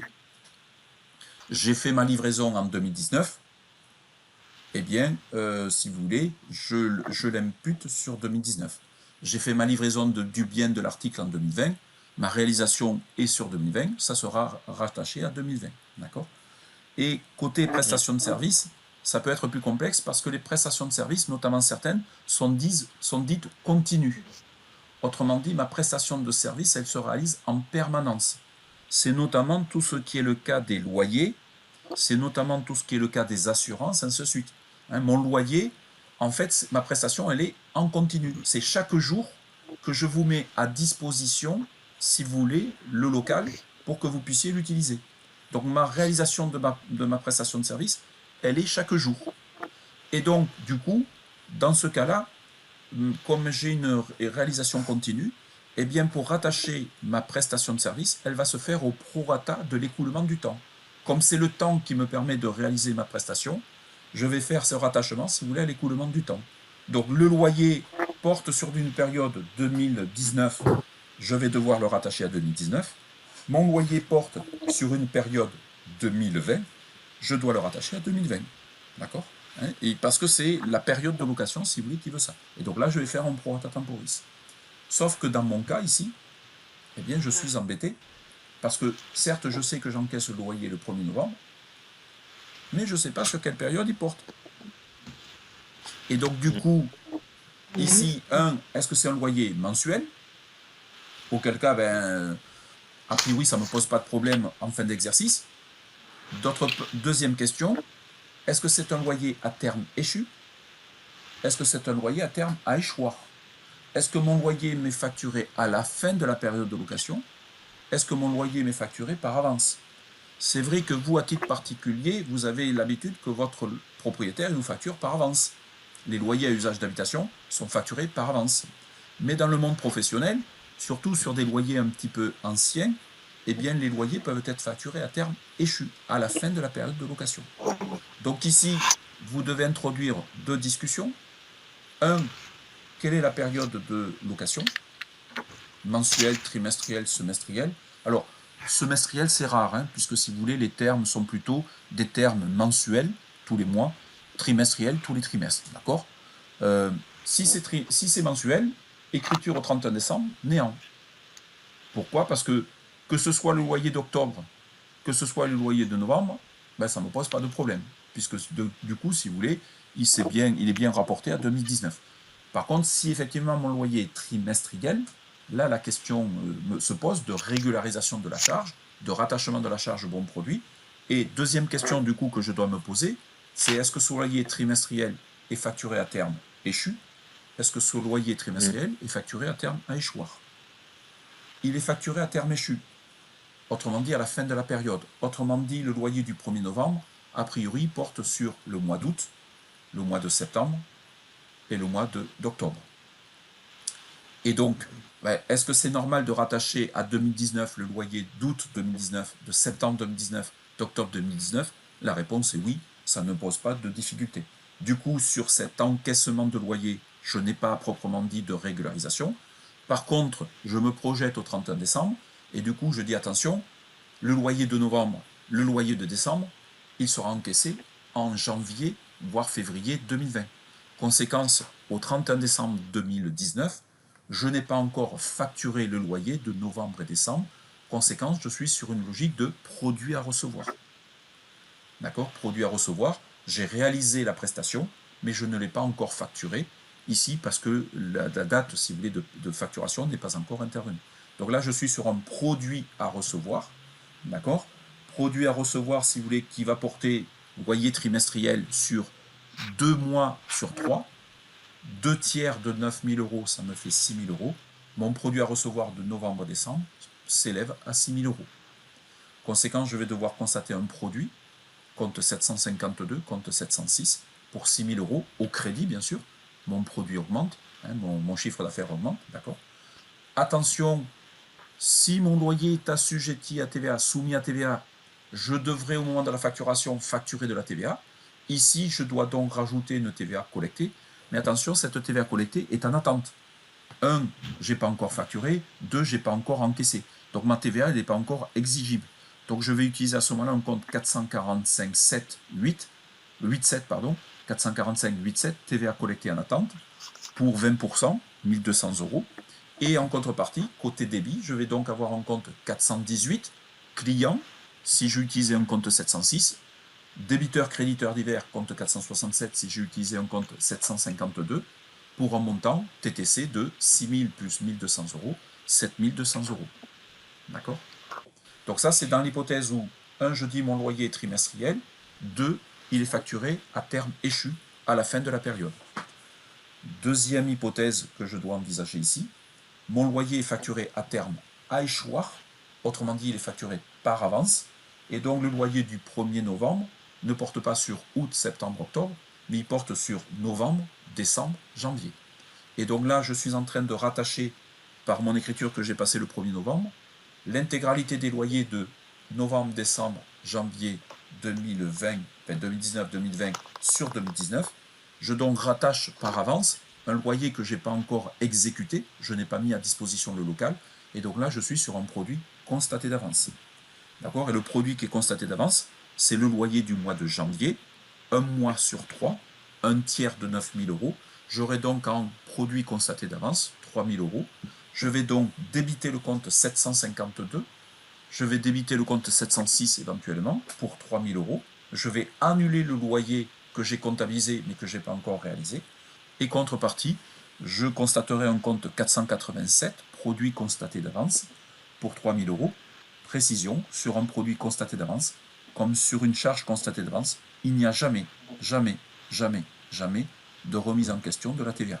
Il n'y a jamais de TVA sur une charge constatée d'avance, il n'y a jamais de TVA sur un produit constaté d'avance. La TVA, éventuellement en attente de récupération, de déduction ou de TVA collectée, c'est pour les charges à payer, c'est pour les produits à recevoir. D'accord? Des questions sur cette écriture? Voilà. Hein. Il me semble que du coup, assez rapidement, vous étiez précipité sur un produit constaté d'avance. Hein, c'est-à-dire que vous aviez tous considéré que c'était facturé par avance, si vous voulez, donc à terme échoir. Il faut, ici, l'énoncé ne propose pas la distinction, et donc il faut envisager les deux. Ça va? Des questions? Je vous ferai passer les écritures, hein, je vous ferai passer les écritures, donc avec une correction, si vous voulez, avec les écritures. Hein. Troisième question. À quoi sert de débiter le compte 603,7 pour 5 000 € et créditer le compte 37 pour 5 000 €? Hein, C, comprenez D, débit de 603, C, crédit du 37. Donc c'est quelle écriture là? Annuler le stock initial. Pardon? Annuler le stock initial. Voilà, hein, donc ça c'est l'écriture d'annulation du stock initial, puisqu'en créditant le compte 37, eh bien ça va créditer un compte qui est débiteur, ça va le ramener à 0 a priori, et donc c'est l'écriture d'annulation du stock initial de marchandises. D'accord? Cette écriture, il y a deux moments où je peux la passer. Au 1er janvier, parce que je sais que par définition mon stock initial ne sera plus là au 31 décembre, donc certaines entreprises la passent dès le 1er janvier et annulent le stock initial dès le 1er janvier. Certaines entreprises ne considèrent que ce sont des opérations d'inventaire, des opérations du bilan, si vous voulez, au moment où je vais établir le bilan. Et donc c'est une écriture qui est passée au 31 décembre. Et dans la foulée, elle passe l'écriture inverse pour le montant du stock final, pour constater la valeur de leur stock final. Donc effectivement, c'est l'écriture qui me permet de ramener à 0, d'annuler le stock initial, si vous voulez, avant de constater le stock final. Au passage, qu'est-ce qu'il faut penser également à annuler, éventuellement? Les provisions. Alors, les dépréciations, hein, faites attention à votre vocabulaire. C'est un vocabulaire fiscal, sur lequel je suis d'accord fiscalement, pas comptablement. Je vous rappelle que depuis 2005, ça fait juste 15 ans, Rachid, depuis 2005, on ne parle plus de provision pour dépréciation des stocks, mais on parle bien de dépréciation des stocks. Hein, d'accord? Donc, question de vocabulaire, mais faites attention, vous serez face à des fiscalistes quand même, d'accord, hein, pour la plupart d'entre eux. Donc, eux, ils continueront à vous parler de provision. Au passage, juste, mais de façon, si vous voulez, sympathique, vous montrez que vous connaissez bien le vocabulaire. Vous dites, voilà, depuis 2005, il n'y a plus d'amortissement pour dépréciation, ce sont des amortissements. Il n'y a plus de provision pour dépréciation, ce sont des dépréciations. Il n'y a plus de provision pour risques et charges, ce sont des provisions. Hein, si vous prenez votre plan comptable, les comptes 28 s'appellent bien amortissement, les comptes 29, 39, 49, 59 s'appellent bien dépréciation, et le compte 15 s'appelle bien provision. Hein, donc il n'y a plus de provision pour risques et charges, enfin une provision. Il y a une provision pour risque, il y a une provision pour charge. Il n'y a plus de provision pour risque et charges telles qu'on le connaissait avant. D'accord? Par contre, malheureusement, le Code général des impôts continue à utiliser, et même l'alias fiscal, hein, l'alias fiscal de 2019, si vous voulez, continue à vous parler de provision pour dépréciation, provision pour risques et charges, si vous voulez, hein, ça n'a pas été mis à jour, si vous voulez, à ce niveau-là. D'accord?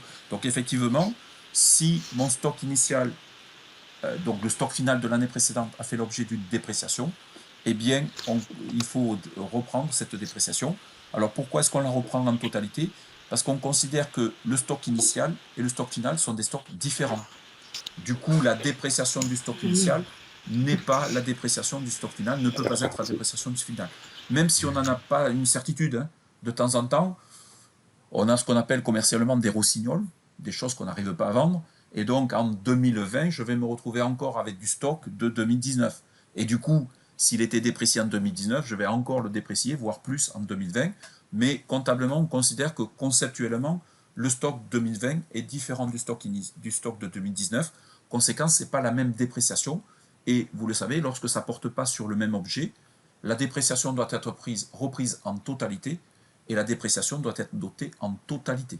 L'ajustement des dépréciations ne vaut que si c'est le même risque, ou pour les provisions, ou le même bien pour la dépréciation.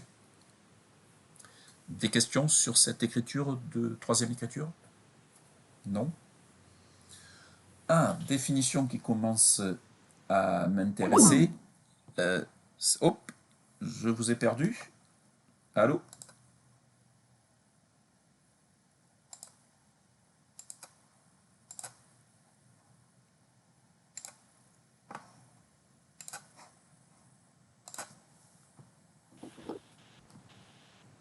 Allô? Je vous ai perdu. Allô? Oui. Oui. Oui.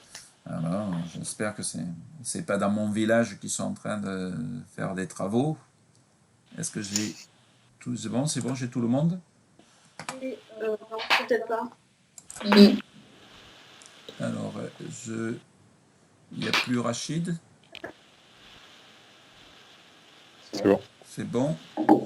C'est bon. Atine aussi. Oui, je suis là. Oui, vous êtes là? D'accord, ok. Donc, on était, désolé, nous étions sur définition d'une provision. Qu'est-ce qu'une provision? Une provision est un élément du passif Oui, qui crée une obligation d'un tiers oui. avec une somme d'argent sans contrepartie dont le montant est estimable et l'échéance incertaine. Et l'échéance, c'est incertaine. Incertaine. Oui, tout à fait, hein, voilà. Donc, effectivement, c'est la définition qui est posée par le plan comptable général, hein, tout à fait, voilà. On reviendra d'ailleurs sur la notion de passif qui est importante et qui fait que, voilà, Mais ici, donc, on est bien sur la notion de provision, voilà. Donc, bonne définition, hein, Atine, c'est ça qui avait répondu? Oui. Oui, voilà, bonne définition. Éventuellement, voilà, pour faire clair, une provision, comme une dépréciation, hein, c'est une notion de risque. En fait, c'est je risque, c'est pas certain, hein, je risque, si vous voulez, de devoir payer de l'argent, d'accord, de sortir de l'argent, ou j'ai un risque qui porte, si vous voulez, sur mon actif qui ne sera pas réalisé pour les valeurs telles qu'il apparaît dans le bilan, d'accord. Attention, il ne faut pas que ce risque soit simplement virtuel. Hein, l'exemple pour les Gaulois, c'est j'ai peur que le ciel me tombe sur la tête, j'ai peur du réchauffement climatique. Alors, on a des certitudes hein, sur le réchauffement climatique, mais pour l'instant, la traduction du réchauffement climatique, elle n'est pas dans les faits, si vous voulez, enfin, elle n'est pas dans les faits de chaque entreprise, d'accord. Donc, vous ne pouvez pas provisionner un risque éventuel. Il faut que vous ayez un événement qui, si vous voulez, avant la date de clôture des comptes, vous permette de penser que vous risquez effectivement hein, de sortir de l'argent, sortir de ressources, vous risquez, si vous voulez, de ne pas avoir un actif pour les provisions, pour les dépréciations, si vous voulez, que vous risquez de ne pas encaisser. D'accord ? Et c'est la gradation, si vous voulez, qui fait la différence entre une dette et une charge à payer. Une dette, une charge à payer, certes, on ne va pas peut-être l'évaluer de façon précise, mais on est certain dans le principe que la charge va avoir lieu. Je prends un exemple, les congés payés. Je n'ai pas payé les congés payés à mon personnel, d'accord ? Donc, ce n'est pas pour l'instant une dette, puisque je ne le dois pas encore à mon personnel, d'accord ? Par contre, c'est une certitude, mon personnel a droit à des congés payés. Conséquence, ils les prendront en janvier, ils les prendront en mars, ils les prendront en juin, mais c'est une certitude, je vais devoir payer les congés à mon personnel. Par contre, éventuellement, l'estimation n'est pas précise. Pourquoi ? Parce que vous le savez, il y a deux façons de calculer les congés payés, soit par la règle du dixième, je prends un dixième des salaires que j'ai versés, ben là je n'ai pas d'incertitude, j'ai versé 10 000 euros, je dois 1 000 euros de congés payés, mais il y a également pour les congés payés l'évaluation sous le salaire de remplacement. Et donc je dois attendre le salaire du mois de juillet, du mois d'août, lorsque mon personnel partira en congé, pour évaluer très précisément la règle qui leur est la plus profitable, soit la règle du dixième, soit la règle du salaire de substitution. Deuxième incertitude que je vais avoir, eh bien, c'est que entre le mois de décembre 2019 et le mois de juin, juillet, août 2020, éventuellement, le taux des charges patronales peuvent évoluer. Conséquence, j'aurai un petit peu plus de charges ou un petit peu moins de charges que ceux que j'avais pu prévoir. Même si j'ai cette incertitude, eh bien, on considère, si vous voulez, que il n'y a pas lieu à faire sous forme de provision. Donc, on ne va pas provisionner les congés payés, hein, contrairement à un langage courant qu'on utilise. On va devoir passer en charge à payer les congés payés parce que la dette est certaine et elle peut être estimée avec suffisamment de précision, si vous voulez, pour être passée sous forme de charge à payer. D'accord ? Des questions par rapport à ça ? Est-ce que vous pouvez bien revenir sur la règle de précision pour les congés payés, il y a la règle de 1/10. Oui, Donc c'est 1/10 du salaire mensuel qui sera versé. oui, tout à fait. Donc ça, c'est la Et la règle, c'est deuxième, la règle la plus simple, d'accord? Et ensuite, on a la règle du salaire de substitution. Autrement dit, quand vous allez partir en congé, vous n'allez pas travailler certains jours, mais que je devrais malgré tout rémunérer. Je devrais, entre guillemets, vous maintenir le salaire, d'accord? Et donc, ça peut être supérieur au 10e de salaire que je vous ai versé. Je prends un exemple. Votre salaire, si vous voulez, on va simplifier les calculs, hein. Votre salaire est de 2000 euros. Et en juillet 2020, vous travaillez 20 jours. D'accord? Enfin, vous auriez dû travailler 20 jours. Vous êtes parti, si vous voulez, 10 jours. Eh bien, je dois au moins vous verser une indemnité congé payé qui est égale à 10/20 de 2000 euros. Autrement dit, mon indemnité de congé payé pour vous 10 jours est de 1000 euros. Ce qui fait que même si, au titre de ces 10 jours, je vous devais 800 euros parce que votre salaire 2019 était plus faible, eh bien, je ne dois pas vous verser 800 euros, mais je dois vous verser les 1000 euros. Je dois vous maintenir le salaire. D'accord? Du coup, mon calcul de l'indemnité, ben, moi, je l'ai faite sur 800 euros, mais en réalité, elle sera de 1000 euros parce que je vous maintiens le salaire. Donc, en cas d'augmentation de salaire, généralement, la règle du maintien du salaire est plus favorable que la règle du 10e. D'autres questions, d'autres précisions? C'est bon pour tout le monde? 5e question. Quels sont les différents types de provisions? Alors faites attention, ici c'est une question piège. il y a les provisions réglementées, Oui, les provisions que je venais de dire, là, les provisions pour salaire. alors du coup c'est une charge à payer, c'est pas une provision. Hein? C'est une charge à payer, c'est pas une provision. Les salaires, les congés à payer sont pas une provision, c'est une charge à payer. Ben, il y en a deux, alors donc les provisions réglementées, les provisions qui sont enregistrées dans le compte 15, Oui. les provisions réglementées, c'est le compte 14. Tout à fait. Hein. Donc aujourd'hui, comptablement, il n'existe que deux types de provisions. Il existe les provisions réglementées, il existe les provisions qu'anciennement on appelait provisions pour risques et charges, mais qui s'appellent maintenant provisions. D'accord? Mais dans ce type de questions, je vous invite moi à intégrer le fait de dire attention, notamment pour le vocabulaire fiscal, attention, fiscalement, on continue à appeler provisions les provisions pour dépréciation.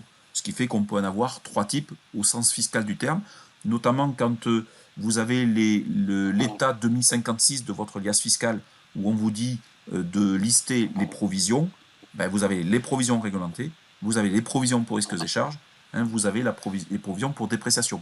Je vous invite à télécharger le tableau 2056 de l'annexe, si vous voulez, de la liasse fiscale. Vous verrez bien apparaître, si vous voulez, ces types de provisions. Donc moi, je vous invite à l'oral, si vous voulez, de quand même parler de ces trois types de provisions. Et au passage, vous montrer que vous êtes bien au courant que le vocabulaire comptable a changé, mais que le vocabulaire fiscal, si vous voulez, n'a pas changé. Donc, et que sont des provisions réglementées?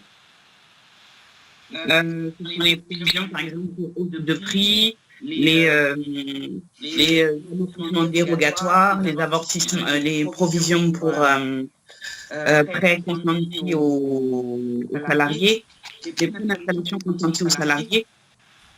D'accord. Alors, Les provisions qui sont données par le Code général des impôts. voilà, les provisions réglementées, comme leur nom l'indique, c'est des provisions que vous passez en application d'une réglementation. Et cette réglementation, malheureusement pour les comptables, elle n'est pas comptable. Effectivement, vous passez des provisions pour une réglementation fiscale. D'accord ? Et je vous rappelle que l'objet de cette réglementation fiscale, pour les provisions, c'est en fait de vous faire payer moins d'impôts. Autrement dit, l'ensemble des provisions réglementées sont des provisions qu'on est obligé de passer comptablement parce que c'est une condition posée par le Code général des impôts. On vous dit attention, si vous souhaitez bénéficier des provisions réglementées et du bénéfice des provisions réglementées, vous devez les enregistrer en comptabilité. pas d'enregistrement de comptabilité, pas de déduction fiscale. D'accord? Et donc, c'est des provisions que vous passez uniquement pour des raisons fiscales, en application d'une réglementation fiscale, tout simplement pour diminuer votre résultat fiscal, résultat comptable et donc le résultat fiscal, et être amené à payer moins d'impôts. D'accord? Par contre, un certain nombre de ces provisions, un grand nombre de ces provisions réglementées, sont simplement des cadeaux provisoires, puisque ces provisions réglementées feront l'objet d'une reprise qui assez souvent est fiscalisée. Donc en fait, c'est simplement un différé d'imposition.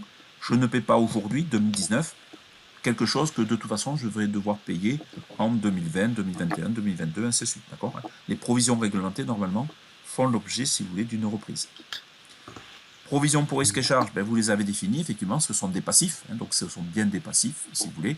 Donc ce qu'on appelle aujourd'hui provisions, sortie de ressources, voilà, ainsi de suite, d'accord, c'est bien défini. Et puis on a les dépréciations, en fait, qui sont des pertes de valeur subies, si vous voulez, par l'actif, par les éléments d'actifs, d'accord, qui aujourd'hui s'appellent dépréciation comptablement, mais qui continuent à s'appeler provisions pour dépréciation. C'est bon, ces questions-là? Moi, j'aurais une question sur les provisions réglementées. Elles sont où au niveau du passif? Au niveau des capitaux. Elles sont dans les capitaux propres. Pourquoi sont-elles dans les capitaux propres, si ce sont des provisions?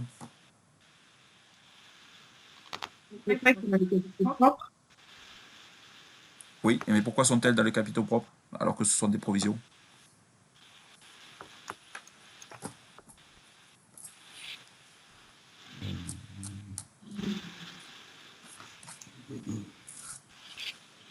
Parce que ce sont des capitaux propres. Parce que ce sont bien des capitaux propres. En fait, les provisions réglementées sont des bénéfices. D'accord? Comptablement, ça ne correspond à aucun passif. Ça n'existe pas, ce passif. Donc, si je ne les avais pas constatées, elles seraient où, ces provisions réglementées? Elles seraient en bénéfice. Je les aurais en bénéfice. Et donc, comptablement, on vous dit, certes, elles sont un objet légèrement différent, mais c'est du bénéfice. Par contre, quelle différence entre le bénéfice et les provisions réglementées? Pourquoi, du coup, dans le bilan, on ne les met pas sur la même ligne que le bénéfice? Le bénéfice imposable. Mais le bénéfice a été imposé. Sur le bénéfice, j'ai payé de l'impôt, alors que sur les provisions réglementées, je n'ai pas encore payé l'impôt. C'est du bénéfice qui n'a pas subi l'impôt. D'accord? Alors que le bénéfice, par définition, a priori, il a subi l'impôt au travers de la détermination du résultat fiscal. Donc c'est bien du bénéfice, mais différence quand même importante. Le bénéfice, a priori, j'ai déjà payé l'impôt, alors que sur les provisions réglementées, je n'ai pas encore payé l'impôt. Et justement, c'est ce que vous disiez tout à l'heure, quand ma provision réglementée fera l'objet d'une reprise, je vais payer l'impôt là-dessus. D'accord? Et effectivement, du coup, de provisions réglementées, elles basculeront en bénéfice réserve, mais une partie basculera en dette fiscale, puisque je vais devoir payer de l'impôt sur les sociétés dessus. D'accord? Est-ce que vous connaissez d'autres éléments réglementés?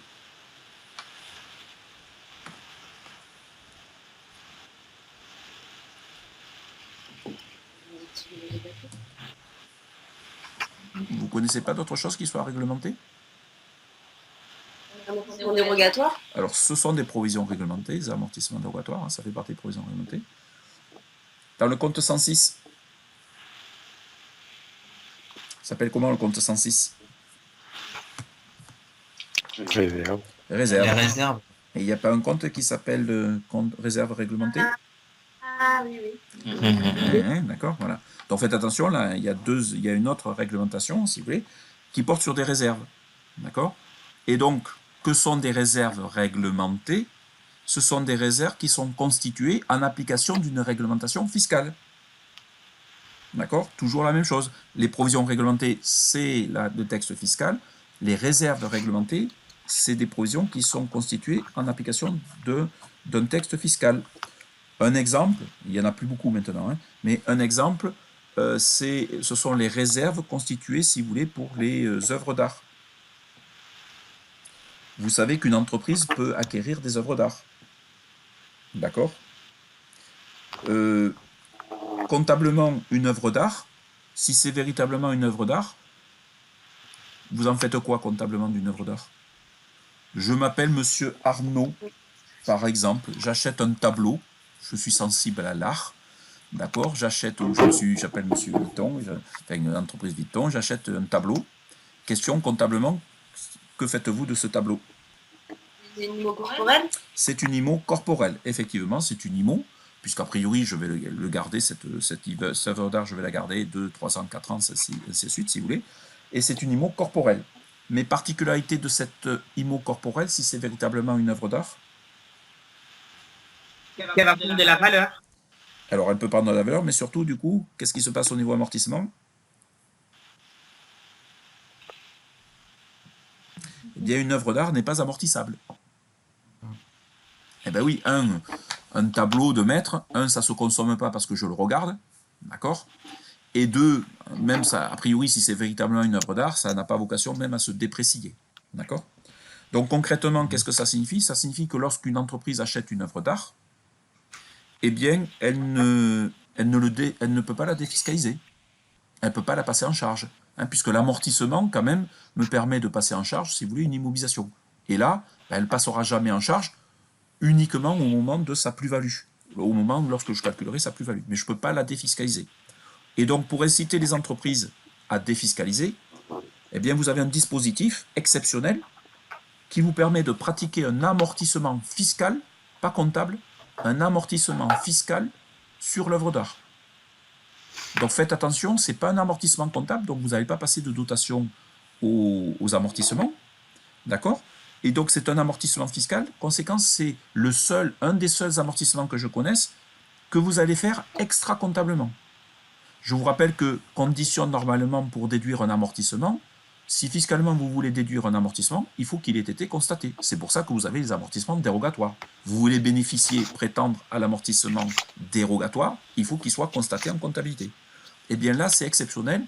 C'est un des seuls cas que vous ayez en fiscalité qui va vous permettre d'amortir l'œuvre d'art sans pratiquer l'amortissement comptable. D'accord? Conséquence, c'est une déduction extra-comptable que vous ferez, d'accord, hein, au titre de l'amortissement, si vous voulez, des œuvres d'art. Mais comprenez bien ce qui se passe. Compte tenu que l'amortissement n'est pas pratiqué, et compte tenu que je le fais extra-comptablement, je diminue mon impôt sur les sociétés, et deux, techniquement, ça augmente mon bénéfice, si vous voulez, comptable. Hein, puisque le bénéfice comptable n'est pas affecté par la dotation aux amortissements, il n'y a pas de dotation aux amortissements, donc à la base, mon bénéfice comptable reste le même, et au contraire, comme je peux le faire fiscalement, mon résultat fiscal diminue, donc mon impôt sur les sociétés diminue. Et donc, mon résultat comptable, comme j'ai moins d'impôts sur les sociétés à payer, mon résultat comptable va augmenter. Conséquence, le fait de ce dispositif, si on ne faisait rien comme réglementation, ça me permettrait de verser plus de dividendes aux associés, aux actionnaires. L'État vous dit, attendez, non, je vous autorise à amortir les œuvres d'art, c'est pas pour distribuer plus de bénéfices aux associés, aux actionnaires, c'est simplement pour vous aider à financer l'œuvre d'art, mais c'est pas pour que vous le distribuez. Conséquence, les dotations aux amortissements extra-comptables que vous avez fait, eh bien vous devrez, sur votre bénéfice, doter une réserve spéciale, la réserve spéciale réglementée, si vous voulez, au titre de l'œuvre d'art. Ce qui vous empêchera, à concurrence des amortissements, de distribuer des bénéfices, de distribuer des dividendes, si vous voulez, à vos associés, à vos actionnaires. D'accord ? Et donc là, vous avez une provision réglementée dont le but est de vous éviter, vous empêcher de distribuer des dividendes, si vous voulez, aux associés, aux actionnaires, puisque si vous souhaitez prétendre à l'amortissement de l'œuvre d'art, vous devez doter la réserve réglementée. D'accord ? Hein, donc vous voyez, il y a des logiques derrière, si vous voulez, tous ces mécanismes un petit peu comptables, si vous voulez, qui sont un petit peu complexes. C'est bon ? Des questions de votre part ? Question 6. Non. Que sont des passifs incertains ?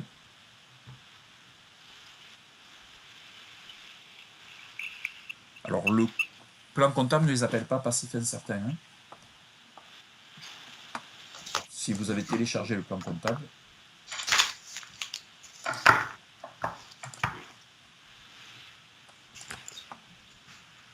je prends mon plan comptable. Hein, tout ce que je vous raconte, c'est le plan comptable. Je ne connais que le plan comptable. Je paraphrase le plan comptable. Vous avez, si vous voulez, la définition des passifs. Hein, donc, c'est pour ça qu'il y a définition des passifs. D'où, je crois que c'est Atine qui m'avait donné la bonne définition de la provision, et ainsi de suite, d'accord. Vous avez définition des passifs, donc ça, vous devez vous en inspirer, d'accord. Et ici, vous avez, alors, ils appellent ça un passif éventuel, d'accord, d'accord. Passif éventuel, donc c'est une obligation potentielle de l'entité à l'égard d'un tiers, d'accord, résultant d'événements dont l'existence ne sera confirmée que par la souvenance ou non d'un ou plusieurs événements futurs. Donc là, c'est ce que vous disiez pour la provision, il faut que vous ayez un événement passé qui vous dise qu'il y a un risque. Là, ça sera confirmé par un événement futur, donc c'est vraiment qu'il est incertain, d'accord. Ou, même chose, c'est une obligation de l'entité à l'égard d'un tiers dont il n'est pas probable ou certain. Donc aujourd'hui, vous n'avez pas encore, si vous voulez, ce degré de probabilité, si vous voulez, de réalisation de ce passif incertain. D'accord. Donc ça, c'est un élément important, si vous voulez. Ce qui va différencier un passif comptable d'un passif qui ne peut pas être comptabilisé, eh bien, c'est le fait que vous avez un événement qui vous permette de dire, attention, je risque de ne pas encaisser, je risque de devoir payer de l'argent. Je prends un exemple sur une dépréciation. Vous avez une créance client. Vous ne pouvez pas vous décider comme ça que la créance client est douteuse et vous ne pouvez pas déprécier cette créance douteuse. Il faut que vous ayez un événement qui se soit révélé. Attention, on considère que comptablement, un simple retard n'est pas un événement qui vous permet de dire que la créance est douteuse. Par contre, vous avez eu un impayé, vous avez relancé votre client, il ne vous répond pas, il vous répond de façon un petit peu ambiguë, voire vous savez qu'il est en difficulté financière, ou au pire, il a déposé son bilan entre guillemets. Donc là, vous avez un événement effectivement qui vous dit, attention, il y a un risque certain, si vous voulez,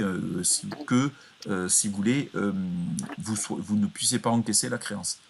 Auquel cas, vous allez pouvoir la déprécier. D'accord.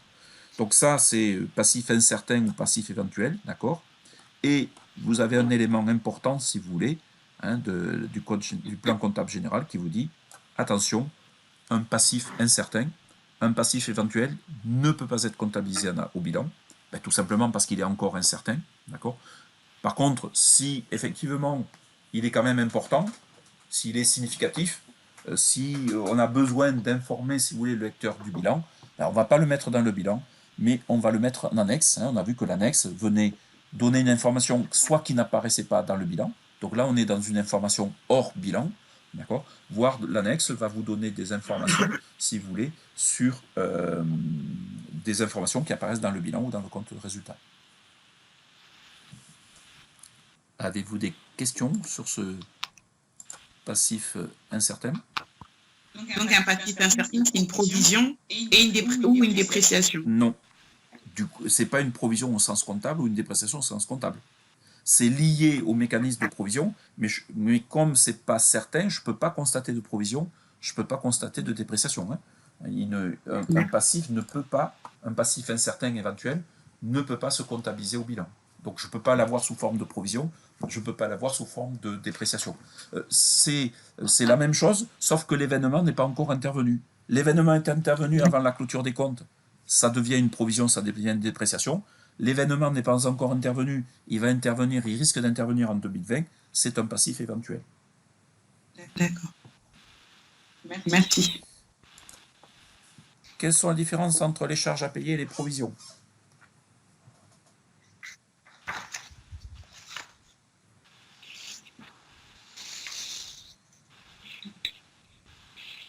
C'est le caractère,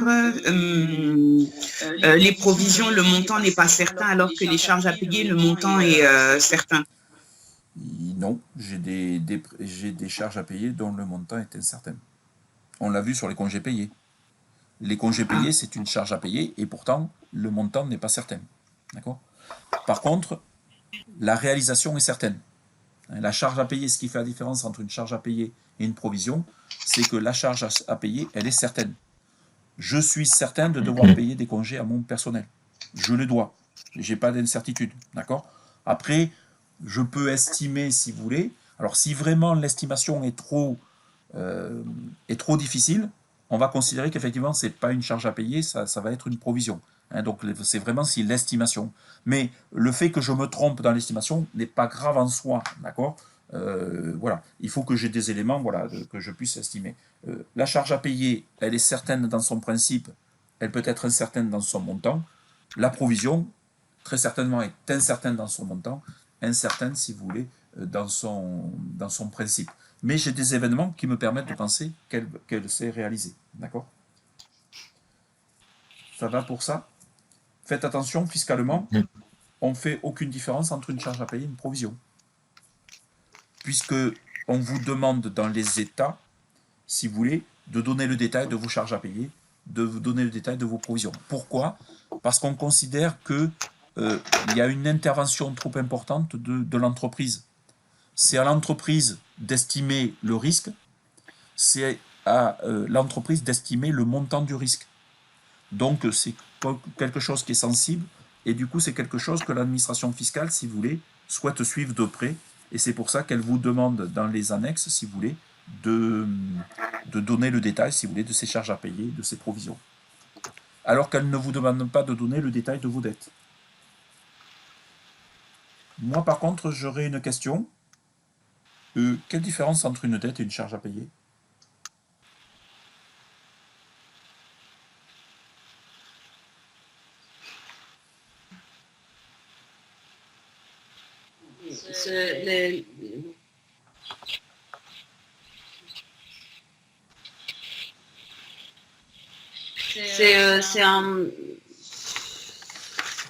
C'est pas le même tiers déjà. C'est pas le même, pardon? Le même tiers. Et si c'est au contraire c'est le même tiers? Ça peut être le même tiers au contraire. Une dette, c'est dans le cadre d'un contrat, dans le cadre de Une charge à c'est payer, dû, c'est officiel. une charge à payer aussi. Hein. Mon congé payé, contrat de travail, je dois de congé à mon personnel. Charge à payer, facture non parvenue, j'ai bien un contrat de livraison avec EDF et j'ai pas encore payé. Enfin, j'ai pas encore. Hein, quelle est la différence? La somme est certaine, peut-être.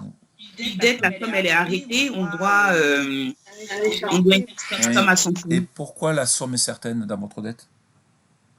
Puisque l'obligation a déjà eu lieu, peut-être. Alors, l'obligation a déjà eu lieu aussi pour la charge à payer. On a déjà enregistré une facture. Et oui, la différence fondamentale entre une dette et une charge à payer.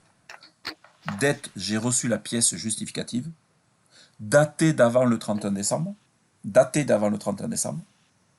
Charge à payer, je n'ai pas encore reçu la pièce justificative datée du 31 décembre.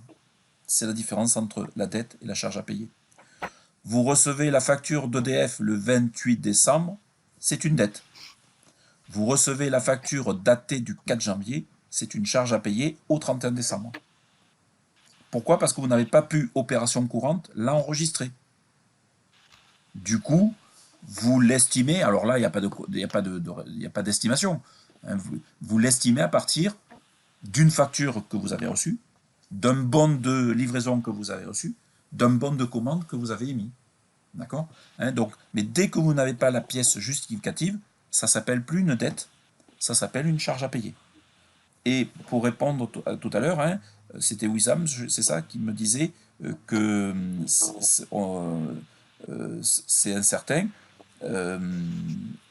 Donc, pardon, que ce n'était pas le même tiers. Si vous avez autant de comptes de charges à payer que vous avez de comptes de tiers. Je prends un exemple. Compte de tiers, 401 fournisseurs. À quel moment mettez-vous la dette dans le compte 401? Quand vous avez reçu la facture. Vous n'avez pas reçu la facture, qu'est-ce que vous faites? Vous utilisez le compte 408, certes qui s'appelle fournisseur facture non parvenue, mais comprenez bien que c'est un compte de charge à payer. Dès que vous avez un 8 en troisième position, dans un compte de dette, c'est un compte de charge à payer. Deuxième exemple, compte 421, j'établis le bulletin de salaire pour mon salarié, je dois le bulletin de salaire à mon salarié, 421, salaire dû. Je n'ai pas encore établi le bulletin de salaire, 428, salarié, charge à payer.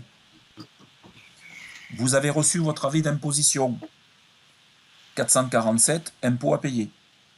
Vous n'avez pas encore reçu votre avis d'imposition, mais vous savez que vous allez devoir payer l'impôt, 448,6, impôt état, charge à payer. D'accord? Donc, ce qui fait la différence entre un compte de dette et un compte de charge à payer, c'est vraiment, si vous voulez, le fait d'avoir reçu ou pas la pièce justificative. Par contre, j'insiste, dans votre bilan, ça va strictement au même endroit. Le compte 408 va au même endroit que le compte 401. Le compte 428 va au même endroit que le compte 421. Le compte 448 va au même endroit que le compte 441. Je vous ai envoyé un petit peu tard, mais je vous l'ai envoyé. Si vous le prenez... alors, pourquoi je ne peux pas changer ici de page, hein, regardez, je vous ai envoyé, donc, si vous voulez, un petit état, on reviendra un petit peu dessus lundi, sur les produits à recevoir, les charges à payer. Donc, c'est simple. Est une charge à payer, nous sommes au passif. Chaque fois que vous avez, si vous voulez, un 8, normalement en troisième, parfois il part en quatrième position. Exemple, vous avez un compte qui s'appelle, un poste qui s'appelle dette fournisseur et compte rattaché. Au départ, le compte, c'est le compte 401, fournisseur. Vous avez forcément un compte de charge à payer qui s'appelle 408, fournisseur, facture non parvenue. Vous avez des dettes, un poste qui s'appelle dette fiscale et sociale. Le compte de dette, c'est le compte 421. Vous avez un compte de personnel charge à payer, 428.2, congé à payer, 428.6, personnel charge à payer. Même chose pour le compte 431, 438, 441, 448, ainsi de suite, d'accord? Mais j'attire votre attention, sont des charges à payer, les INE, les intérêts courus non échus, qui se rapportent à des comptes de dette, compte 164, l'emprunt, compte 512, le découvert bancaire, d'accord? Donc chaque fois que vous avez des comptes de dette, automatiquement, obligatoirement, vous avez un compte de charge à payer qui lui est rattaché. Vous avez autant de comptes de charge à payer que vous avez de comptes de dette. C'est normal parce que du tiers, vous avez reçu la pièce, c'est une dette. Du tiers, vous n'avez pas reçu la dette, ça s'appelle une charge à payer. C'est OK pour tout le monde? C'est la même chose pour les produits à recevoir. Côté actif, là, on est sur les produits à recevoir. Vous avez des comptes de créances. Exemple, créance client, 411. Vous avez forcément un compte de produits à recevoir. Ça ne s'appelle pas produit à recevoir ici, mais c'est un compte de produits à recevoir. 418, client, produit non encore facturé, facture à établir. D'accord? Et donc ici, on est sur un produit à recevoir. Mais également, pour les autres créances, on a des fournisseurs, AB Remise Resto, on a obtenu. On a du personnel, produit à recevoir. On a des états, produits à recevoir. On a divers produits à recevoir. On a éventuellement VMP, intérêts courus à recevoir. Éventuellement, dans les comptes d'IMO, comptes de créances immobilisés, on a des intérêts courus sur titres immobilisés. Ce sont des comptes de produits à recevoir.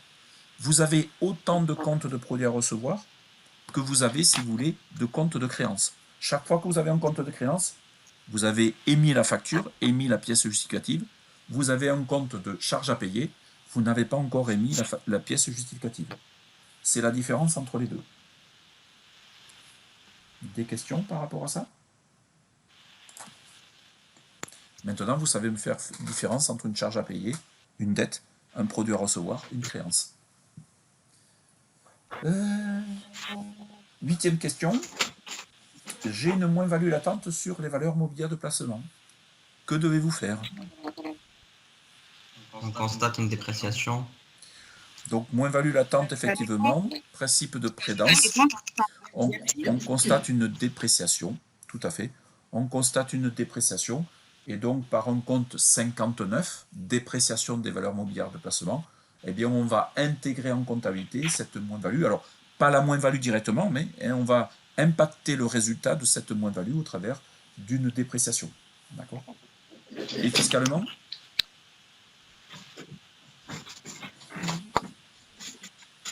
Et fiscalement?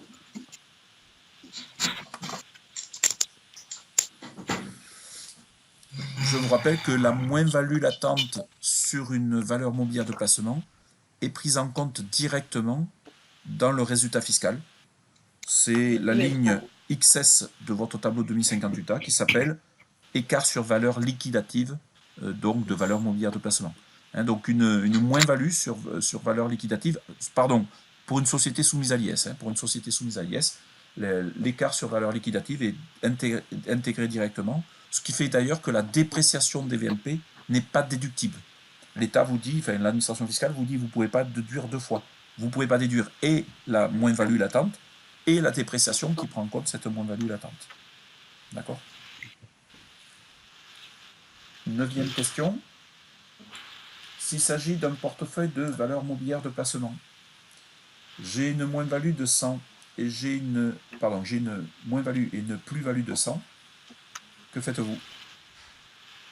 Si c'est la même activité, si c'est la même VMP, on peut, et si c'est deux VMP différentes, on doit faire une moins-value. On doit juste enregistrer la moins-value parce qu'on n'a pas le droit de faire la compensation, c'est ça? Tout à fait. Nous n'avons pas le droit de compenser une moins-value sur un élément d'actif avec une moins-value sur un autre élément d'actif. D'accord? La compensation est impossible, et donc je dois déprécier, bien entendu, la moins-value. Seule possibilité où je vais pouvoir compenser, il doit s'agir du même titre, de la même société. Autrement dit, j'ai une action EDF, plus-value, je peux la compenser avec la moins-value d'une action EDF. J'ai une obligation EDF sur laquelle j'ai une moins-value. J'ai une action EDF sur laquelle j'ai la plus-value, je ne peux pas compenser. D'accord? C'est pas le même titre, c'est la même société, mais c'est pas le même titre. Donc je ne peux compenser que si c'est la même nature de titre, action, obligation, part sociale, et la même société, si vous voulez, qui est concernée par la plus ou moins-value. C'est bon? Qu'est-ce qu'une prime de remboursement? C'est sur les emprunts obligataires. Oui. Et donc, en quoi ça consiste?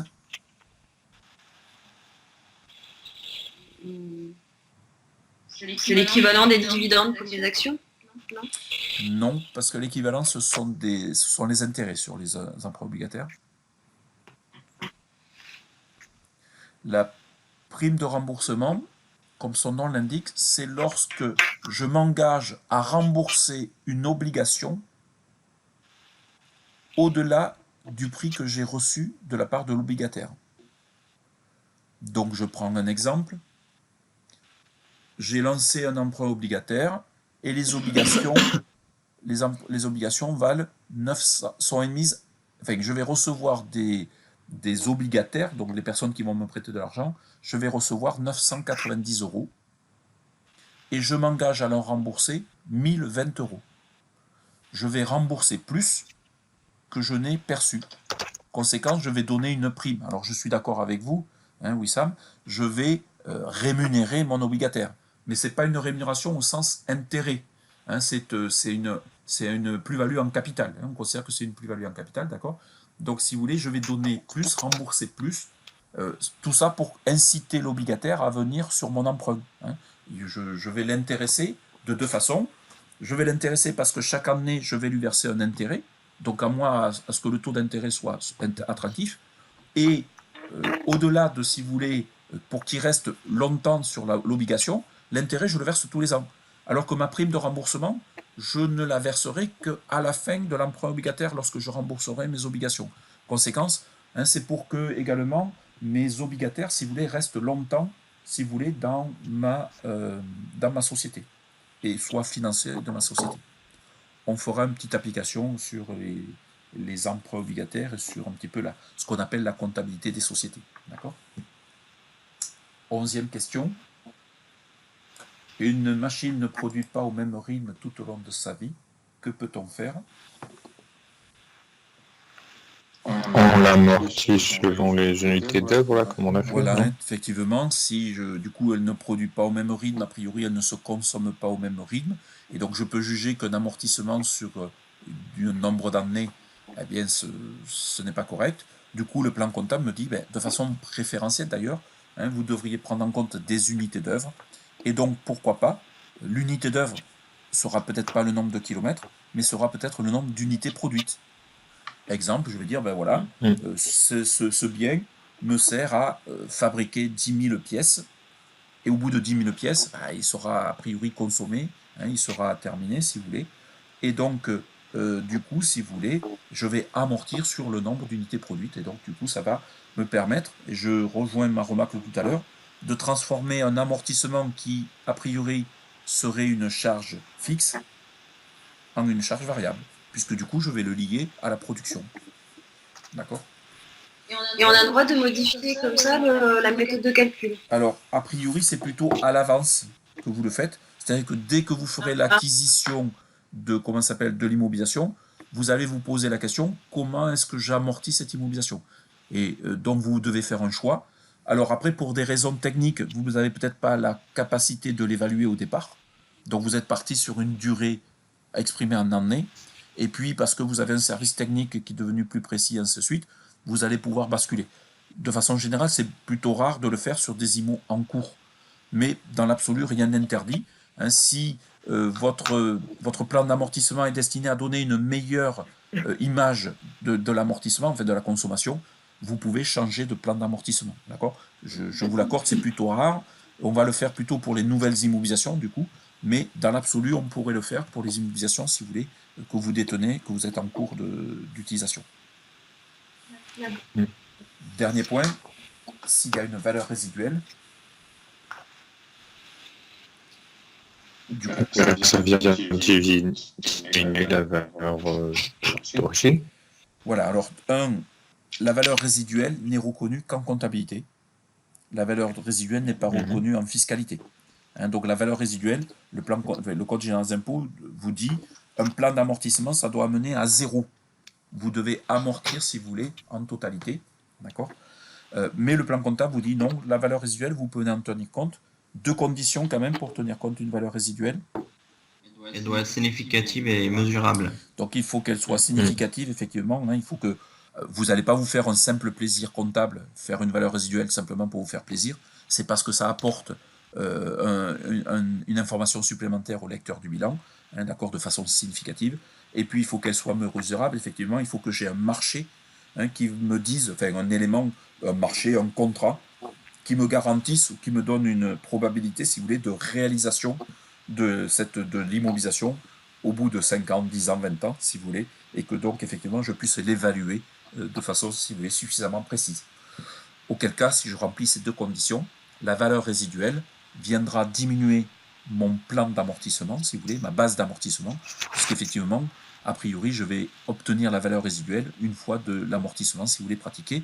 Et donc, on prendra un exercice, si vous voulez, on fera un exercice avec une valeur résiduelle sur notamment, pourquoi pas, un véhicule de tourisme, par exemple. Voilà, donc quelques éléments de réflexion, d'accord, de discussion. Donc, je ne sais pas si vous avez des questions tout de suite. Sinon, si avec un petit peu de réflexion, donc vous avez des questions par rapport à ce que nous avons fait de ce matin, je reste à votre disposition. Je vais essayer cet après-midi de vous envoyer d'autres cas, un petit peu comme ceci, d'autres questions auxquelles nous répondrons lundi soir, si vous voulez, qui vous amènera soit à aller préciser un petit peu plus, si vous voulez, des notions, soit aller chercher un petit peu dans vos supports. Voilà.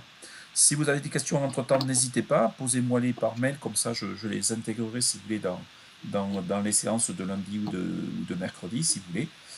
Et donc je vais essayer de voir si la vidéo s'est bien passée et de vous la déposer, si vous voulez, sur Internet pour que vous puissiez éventuellement revisionner, parce que de temps en temps, on en a parlé un petit peu rapidement, et donc peut-être de reprendre un petit peu plus précisément des notes plus précises. Voilà. Sinon, n'hésitez pas, je peux éventuellement, moi, vous les donner. C'est bon pour tout le monde ? D'accord. Oui. Merci. Je vous remercie pour votre participation. Je vous souhaite un excellent week-end. Et rendez-vous donc lundi soir, 18h, pour certains en présentiel. Donc, a priori, ça sera dans mon bureau, au 5e étage. Voilà. Sinon, on trouverait une salle. Et sinon, en visio pour les autres. Ok, merci. Merci. Au revoir. Au revoir. Bon week-end. Bon week-end. Au revoir.